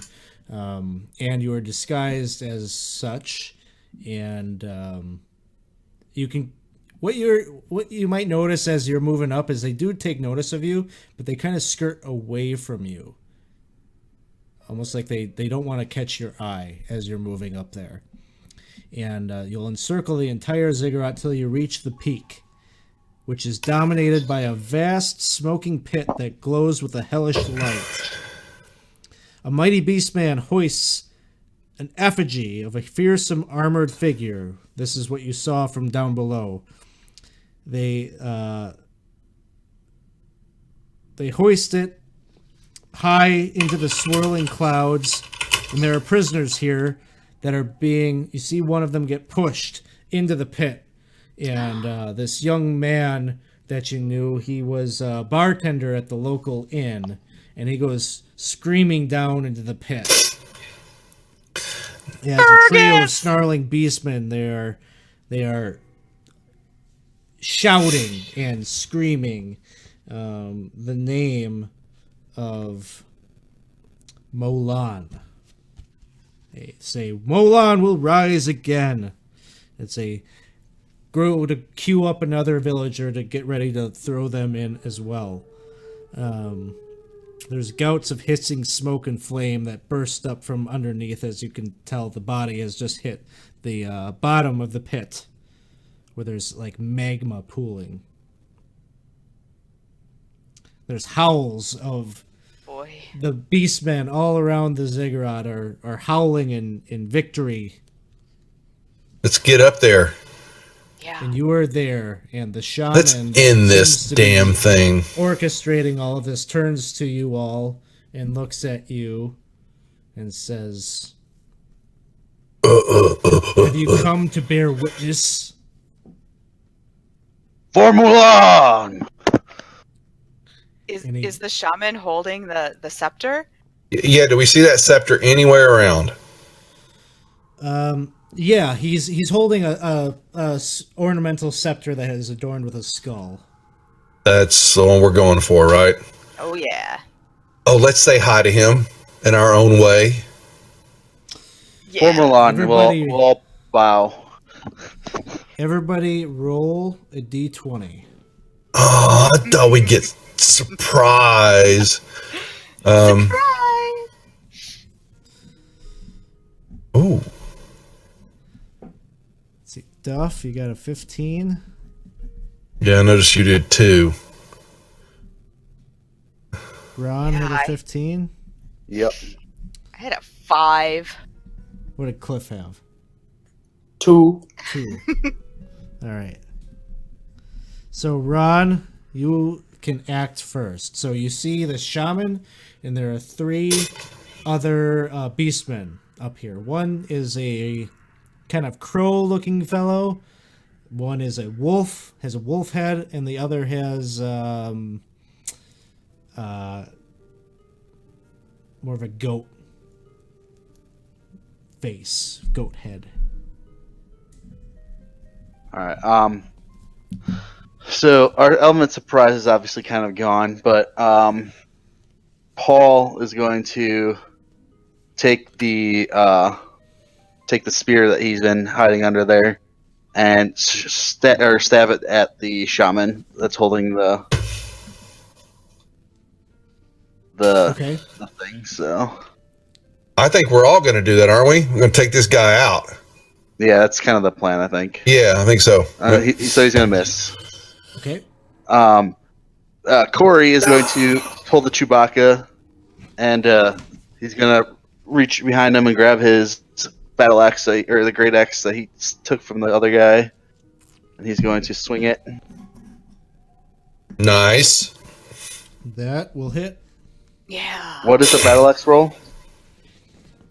I believe it's a D... I don't know. D10. D10. Ooh, yeah. Oh, there you 8 go. points. Bring the pain. So you bring the battle axe right into the front of the shaman, and it cleaves right through his rib cage, and he bleeds out and screams and falls to the ground. Grab the scepter. One of y'all with robes grab it, or whoever's not gone yet will grab it. Can with the move, would it take an action to pick up the scepter? Yes. Okay. I guess Corey will use his movement and then go stand over it then, Okay. or Paul will move because he's got the robes on, Okay. and kind of like cover it up with the robes. Hide it. Okay. All right. Duff. All right. So a question I was going to ask. I grabbed the net from my rat catcher. Is that a small net, or is that what kind of? How big is it? It'd be I don't know, 10-foot by 10-foot net. I was wanting to try to use it to throw it to try to tangle up one of the. How many more creatures? I see 5 on the tracker. Is one of them dead? Oh yeah, the shaman is Okay. gone. Come on, got to get them all here. So, trying to see if maybe you could throw the net on one of them to tangle them up. Sure. What the possibility was. What would you like me to do, Mr. DM? Why don't you give me a ranged attack? So roll a d20 and apply your agility. Apply my agility? Agility, yeah. Yeah, well, that's 0. Go figure. All right, here we go. Well, that's a fancy roll. Wow, that's still going. Oh, I thought it might give me some luck. You hold the Alt key down when you throw a dice, it'll do that. You chuck the net and it goes Right off the sailing side. Right off the side. Face palm. Was that your guy with the robes? Or Yeah, it was. Yeah, it was. Yeah, it was my slave. And he just, kind of just watched it and just kind of holds his hand up to his, oh, my Lord. Okay, well, then that's an action, correct? To throw the net? Okay. So, Drager, then, which one of these guys looks meaner than the rest of them? They all look The same? equipped with spears, yeah. Okay. All right. Then I'm just gonna grab one. Oh, Yeah! D4. That's what I get. All right. Say that again now. Do you want the Roll a damage or the D4. D4? We'll do the All right. D4 first. And you apply your luck modifier. Damn it. Don't forget, folks, you have luck. If you want to Okay. It's a 1. There's no modifier. Okay. Do You something. will inflict an additional 1d3 damage. Okay. So here's the critical. Okay. Oh, okay. Oh, so what's the Alice above the attack rolls and all that? There's D, crit, and fumbles. So what are those dice? I didn't catch that. They don't really apply to level 0 characters. They don't? Okay. All right. So then I won't grab them. I thought that crit might be that extra one. Okay. So here's the regular damage. Oh, say good night, Francis. Oh, that's Chip. Oh. Oh, I'm sorry, Chip. Whoops. Yep. Oh, that's just wrong, man. Why do you keep doing this to him? I don't know what it is. Okay, so give him 3 points to. I was attacking guy number 3, is who I hit the attack on. Okay, Guy number 3 takes 4 points. yeah, of Rogue's damage. number 3. Yeah, 3 points. Well, whatever. It's 4 unless there's he takes 3 because my modifier is a -1 on the attack. Well, yeah, Chip was wearing a robe. You mistook him, I guess. I got anxious now, but I still need to roll a D3 or just so just take half. So there's 3 more points. Okay, so 6 points. He goes down. No. Oh. Yeah. Yes. Well, good job, Traeger. Okay. I'm done. All right. So,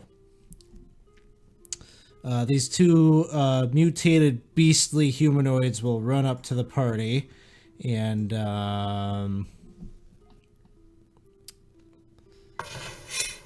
Robin, which of your characters has the lowest luck score? That would be Ralphie. Ralphie.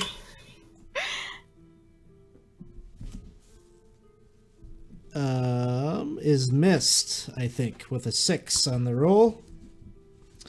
Oh And yeah. Who else do we got here? Cliff, how many characters do you have left? 2. Wait, yes, that. Okay. Ralphie's gonna get 2 spear attacks. They're going for Ralphie. Okay. Come on, Ralphie. He Yeah! dodges that one as well. Take that, is luck. doing all right. That effigy that they had hoisted up there bursts into flames, and the entire thing, you can just see this like magma pouring off of its body. It's this horned warrior type creature, just like in the mosaic that you saw down in the pool room, and it almost like instantly starts to cool, and it has like this obsidian gloss over this effigy, and it starts to move, and its eyes start to light with a red glow, and it moves over to the party. And do we have a character that has a 5 luck? Do I remember that right? Yeah. No, hold on. That guy died. Nope. Okay, someone had a 7 luck. Who was that? Cliff, that was one of your characters. Is that guy still alive? That was the Muffin Man. He's dead. Okay. Yeah. Cliff, who else do you got? Low I got score. They're not low, but they're not high either. Chip and Tiberius, one has 10 and one has 11.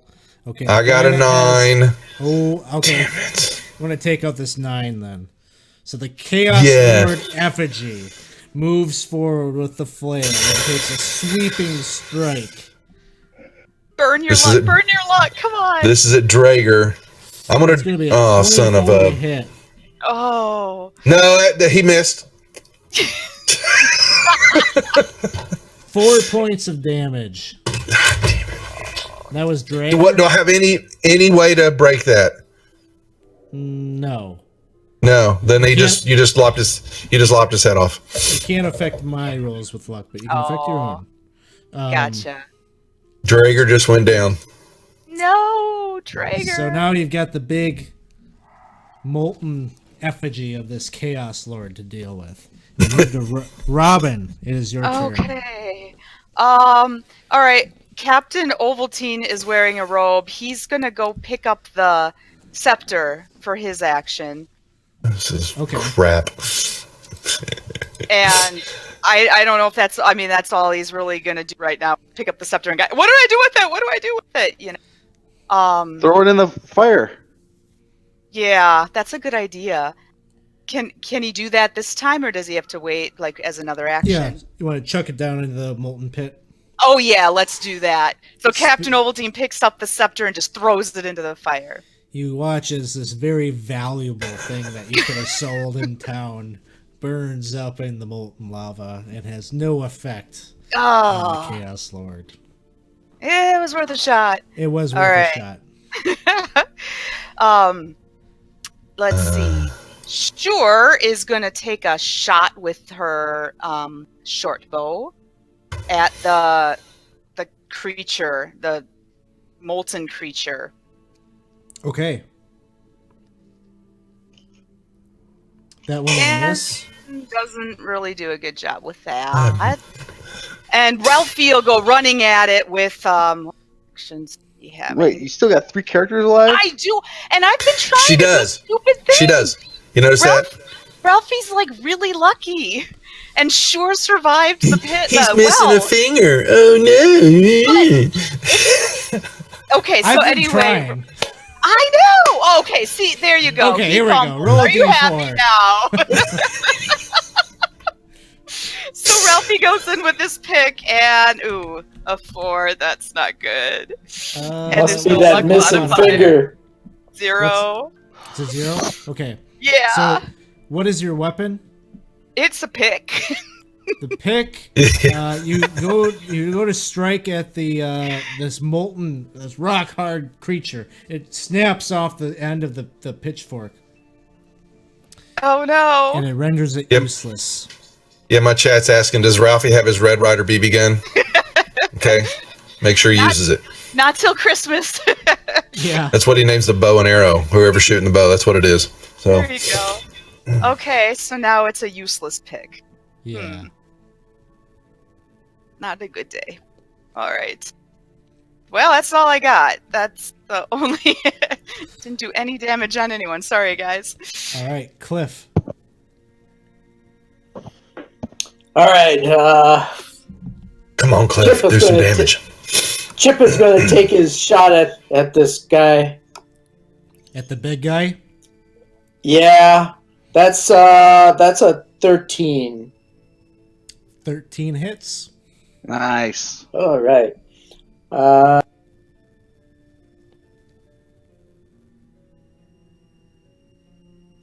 That's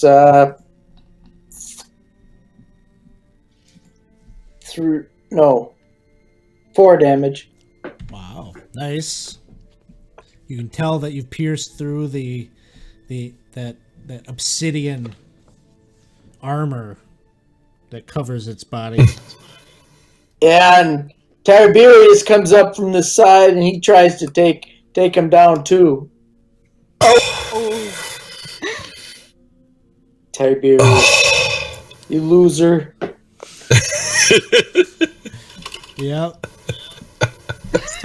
Too much time in the jewelry shop. Oh man. Ron, it is your turn. All right. Paul is going to take his spear, and attack it, misses, That will miss. and then Corey's going to swing his battle axe at the big guy again. Unbelievable. That's got to be integrated into the rule set. You know, I've just never seen so many low rolls. We have had a few 20s, but To be yeah. fair, Oh, in 5e, the modifiers usually cushion it, right? yeah, they do help. Yeah, they go the other way, not these modifiers. All right, Duff, your turn. I only got one dude left, Make it count. and he doesn't have a net anymore, so I need to pull that out of his inventory because it went down the side of the ziggurat. I'm gonna take this elven short sword, maybe see if it's got something special with it, and clang it up against this dude. And which one is he? Which one is the unidentified creature? Unidentified creature. All right. Active PC. Oh, they don't do targeting. Oh, wow. Okay. Let's see what happens. Oh, you gotta be kidding me, son of a bitch. Does he have a strength modifier? Hell no. You could burn a point of luck. I think you know that his AC is 13.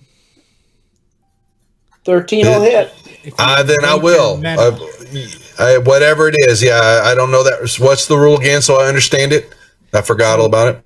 Your character, your luck score is a burnable stat. So take 1 off of his ability score for luck, and you can add a plus. Take the 17 or the mod. Yeah, so take that off, make that a 16 is what you're saying? Gotcha. Yep. Okay. So then that'll hit. Boom. Okay. And let's give him some. Come on. Oh, Yes! no. Okay. Big 6. Take that. Alrighty. Now, I changed it to 17 to 16, but the modifier didn't go down. I don't think it goes down. Okay, gotcha. It's I just think- the luck. I Gotcha. think if you go to Yeah. 15, then it'll become a +1. It'll drop 1. Gotcha. Okay. Yeah, Can you use your luck to modify the damage rolls too? No. Just D20 rolls. Okay. So these two beastmen are going to still try to go for Ralphie. Come on, Ralphie. AC is 12.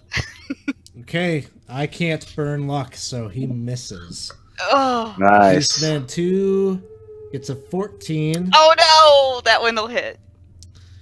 He rolls Climb up, run. 4 points of damage. Oh, there goes Ralphie. Oh, Ralphie! You shot your eye out! He had a long run. He'll go smell gold somewhere else in paradise or something. I don't know. Okay, Robin, who's your character with the next lowest luck? Who's my character with the lowest luck? Luck. I didn't hear the last thing. Okay. Captain Ovaltine. Oh, Captain Oh Ovaltine. no. The Christmas Story folks are going down. What's your armor class? 11. Oh man, the Chaos Lord misses. Oh. Captain Ovaltine comes Nearly. through. Phew. It's the Dakota ring. That's Yeah. what it was, baby. Gotta Robin, it be is your character's turn. All right. Well, Captain Ovaltine will take the long sword and swing it at the Chaos Lord. Oh, and fail royally.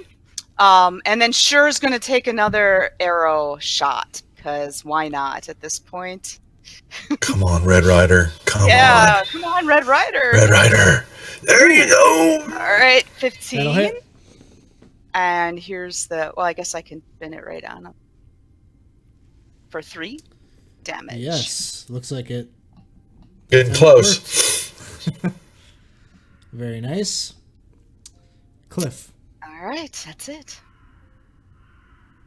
All right, Tiberius is attacking again. That one will miss.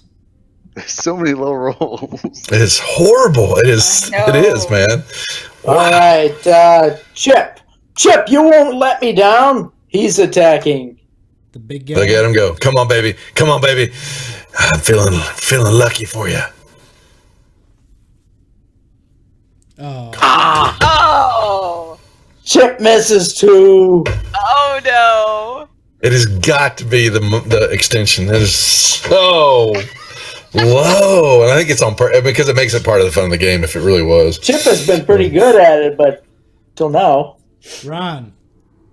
All right, Paul's gonna wind up. Ooh. I'm going to Oh. burn 3 points of luck. That'll hit.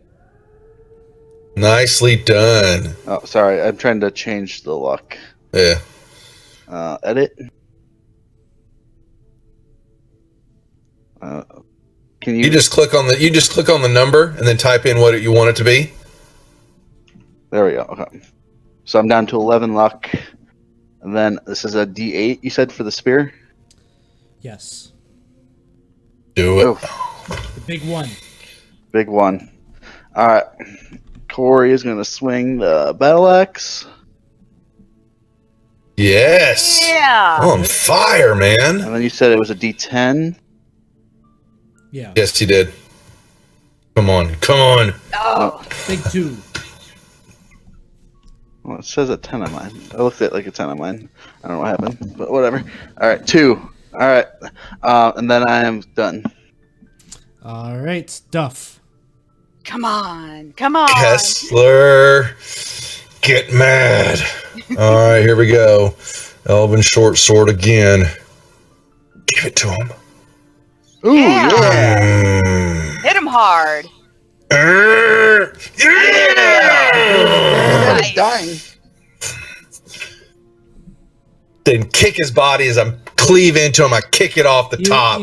Get off of here. You strike it, and the thing like topples and goes down to a knee and like falls into the pit, and it spins around and hits the magma and bursts back into flames at the bottom, and it consumes the body of the Chaos Lord. Get out of my playground. Oh. Well, that was And they're- exciting. So the rest of the guys run away now? Yeah. You can hear cries of disappointment all around, but these two up here are still at it. They're still. And I've got one of those robes on too, so I'm walking around. I'm your boss now. All right, so one of the Beastmen with its spear in hand is attacking Robin, one of your characters with the lower luck score. All right. The lowest luck. He gets a nat 1. Okay. He falls in. He would have been attacking Captain Ovaltine. Yeah, I think that sounds fair. He falls into the pit. Oh boy. There you go. I won't look up what it is. The other one is going to... Let's figure out who has the lowest luck. He's got to take one out. I gotta take one out. Of my characters, I have an 11 and a 13. So Captain Ovaltine's 11 and Sure is 13 for luck. Who's Paul's got an under a 11. 10? I have a 10. No. That sounds right. The I'm 10 good. I'm a 16. Oh, the 10 gets hit. 2 points of damage. There's a chance. No, there isn't. No. Chip No, only not had- with Alex. Not with Chip Alex. only No. had one hit. No, there's not. No. He wants Which blood. character? Which character is that? That was Chip. Chip McPeel. Chip? No. Bye, Chip. Isn't Who get he an the F one in with chat the for duck? Chip? Yes, he has. Oh. Now we can We'll take care of the duck. We will take care of the duck. Don't worry about him. He's in good hands. So you'll end up taking out the last beast man, but you're feeling the tremors. Something is happening here underneath in this cavern. The ceiling is coming down. Gravel and rubble is dropping down on you. So apparently we Tiberius- need to run quickly. Get to the ship and go Tiberius across. grabs Duck. Chip's pitchfork. What kind of weapon did the big guy have? You gotta hang around and try to grab it. Well, I was gonna Blood. drop the big axe if it was a nicer axe. Did he drop it before I kicked Which him in? character? Oh. Which character are you doing this with? It Oh, would no. be. It's gonna be Corey. Corey, roll me a Corey's luck. greedy. It looked like a really nice axe. What does he got to roll? Everyone else is running back down to the long ship. Corey, Oh, roll yeah. me a luck, and this is a roll that you have to do under your luck score. So it's a 14. 15 with Yeah. +1. Now you roll high. No, you rolled a 14. You need to roll under. So you go and you see that flail that was there, and it was enticing, and you go over and you grab it. But by the time you get over there and pick it up, your party is long gone, and you have a big rock drop on you. Corey. Your dream pincers you. You don't die, but you're stuck there. Give me a strength check. Give you one chance here. Come on. Give you Can I That's burn gonna luck leave for it. this one? give you one chance here. Can I burn all my luck? How much is it? 14. You can't go under a 3 on your luck score. Okay, 11. 11. So that'll make it a 16. You manage to get this rock or this rubble off of your body, and you get down. You survive, and you've got the flail in hand, and you make it down to the bottom of the ziggurat, and you. Well, the boat, the longboat though, is out at sea probably at the point that you get there. What does the party do? You see your friend that stayed behind is at shore. Throw him a rope. Oh, No. we cut it in half. Yeah, Oh. Quick, tie it together. Do we have anything in the boat Well- to throw him, like a life preserver? So Corey realizing Oh. like they can't come back, he'll throw himself into the water for the Kraken. Oh, Corey. Corey, we love you. The duck is saved. So, like, the Kraken, like, starts to take hold of the ship, and even before it can start to be menacing and, like, tell you, like, it needs blood, Corey, like, just is like, nah. And then the Kraken just is like, okay. Shrugs it off and lets the boat carry on.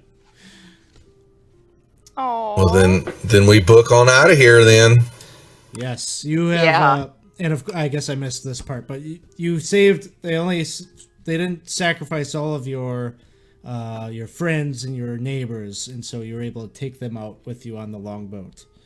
Oh, yay. You'll make it back to town. You have stopped the summoning of we did it. the Chaos Lord Mulan. With Yeah. way too many level zeros still alive. Well, Yeah. Robin has 2. Ron, okay, you lost Corey, so I'm down to 1. yeah, and I'm down to 1 too, and Cliff's got 1. Yeah, so Robin, you had 2 survive. Captain Yeah. Ovaltine lives to fight again. Yes. Yes. And Sure somehow stumbled into life because she really doesn't have good stats. So I should have made all my characters with all caps. That was my mistake. Next time. Man.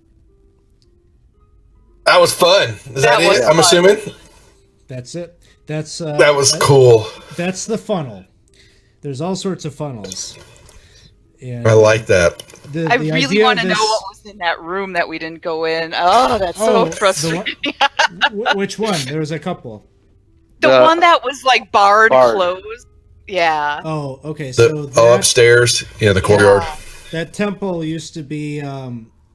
So this whole keep belonged to the when the Chaos Lords were mortal. They hold up here, and so the reason that it's barred is because agents of law and followers of Justitia came in here, and they barred that closed, and they burned the Chaos acolytes alive inside. Oh, that's why it was all charred. Nice. So you can go in there and find like the remains of all that stuff. The cavern with the crimson glow, there's like an awesome ring that is on the hand of the wizard in there. It would allow you to have cast some spells as a level 0. You could have. We were afraid of the wrong We got thing. chicken. I know. That is so funny. It does That's have a part of downside. it. If you cast spells with it, you don't have any modifiers. You just have to do a raw d20 roll. So you could end up becoming a pretty gnarly looking character, because if you fail enough on spells in DCC, it's kind of like you get this corruption effect. And kind of like with your Agent. character that had the elongated leg. Oh, yep. That's sure. It She might survived. be like that was actually pretty tame in terms of the cosmetic things that can happen to you as you warp and mutate from using magic. The Gotcha. cavern Cool. that was to the left, the duck one go down to, is that the lure well? Where's the well take you? No. The cavern. The No, duck the little one. crawl space. Oh, yeah, where the the little duck crawl. was going? The duck wanted to go down there because it goes outside. Because what? Say It what? goes You broke outside. up again. Oh, it goes Oh. outside. Oh, okay. So he was craving the fresh air, and there's a secret way. You don't have to go through the gatehouse to get into the Yeah, there's- courtyard. If you go and you Yeah. navigate around the foundation, kind of over by, I think it's over where the ruined wall is. There's a tunnel okay. that you can discover. What's down in the well? Yeah. What is that? Misery. What's down in the misery? Yeah. Okay. There's nothing good about the well. Oh man. Man. Well, cool, man. Very nicely done. Yeah. So, I'm I gonna can have see to why pick you this like up. that. Yeah. Definitely Yeah, to be able to kill off players. You darn right, man. Redeems Well, don't this get is- to do it enough. This is kind of a cool way to do. I don't know. I like it as character creation because you have all these nobodies, and then they go through a funnel, and that's their backstory as they survived Yep. whatever terrible thing was the funnel. You know. And they already start getting equipment as you're pulling it off your dead characters and all that. So Yeah, sometimes they end up, depending on what the funnel is. Like this one had a couple of items that you can discover that are pretty gnarly to have as a level 1 character. yeah, Kessler's got some equipment now, so just change his stats up and he's ready to run. Does he Yep. have the vial too, Kessler? No, I don't know who had the vial. That wasn't me. One of Oh. Ron's characters took that. Oh yeah. Yeah, I got a strange looking rock. I don't know what it was. So that's what's cool. Nicely done. Enjoyed that. Glad I get to play. It was a lot of fun. Even Yeah, though I you think, complained a lot. Yeah. You gotta. You do have to complain in the funnel. That's your therapy as you go through. You gotta. It is. Well, and the dice hated you. I mean, seriously, in the beginning, they were not playing. Those dice were not being nice to you at all. No. To be fair, they weren't being that nice to me either, because that No. big nasty. That's true. Yeah, he the missed table you rolled up. guys a couple of times, and he's got a big modifier. So Yeah, sometimes that algorithm's nice, and sometimes it's not when it comes up for dice rolls for the game when you roll up the session. So, but that's why you like it. It's random. So, so this was Dungeon Crawl Classics. Go ahead, Cliff. Well, my character Chip lasted a whole lot longer than I thought he was going to go, because I kept putting him forward, and I knew he only had 1 hit point, so he was gonna go down as soon as he got hit. Yeah, but sometimes it's the guy in the back rank that ends up being the one that bites it. You just never know. Sometimes it's the guy in the middle. There's no pattern. Anyway. So this was Dungeon Crawl Classics. We kind of did this as an impromptu thing because we needed to have something running on the channel here this week, because it felt like a mistake to start our Jasper's Game Day charity drive for May and not be online. So I hope you guys enjoyed it. I probably look to do more of these kind of one-shots at some point in the future. Maybe we'll make it a Patreon exclusive, that the people that support on Patreon will let you tell me what one shot you want to run, and we'll do these a couple times a month or something. I think it's a great idea. Great idea. Yep. So yeah, these level 0 characters, if you guys end up coming back on, these are level 1s now. So in DCC, race is class. So if you had an elf, dwarf, or a halfling, that's what they become. If they are anything else, you can choose between the 4 classes. They can either become a warrior, cleric, a wizard, or a thief. So. Interesting. Winston, yeah, Mutant Crawl Classics. Yeah, we could probably do some Mutant Crawl Classics. Cliff here does some art for Mutant Crawl Classics, so we've got plenty of modules that we could run.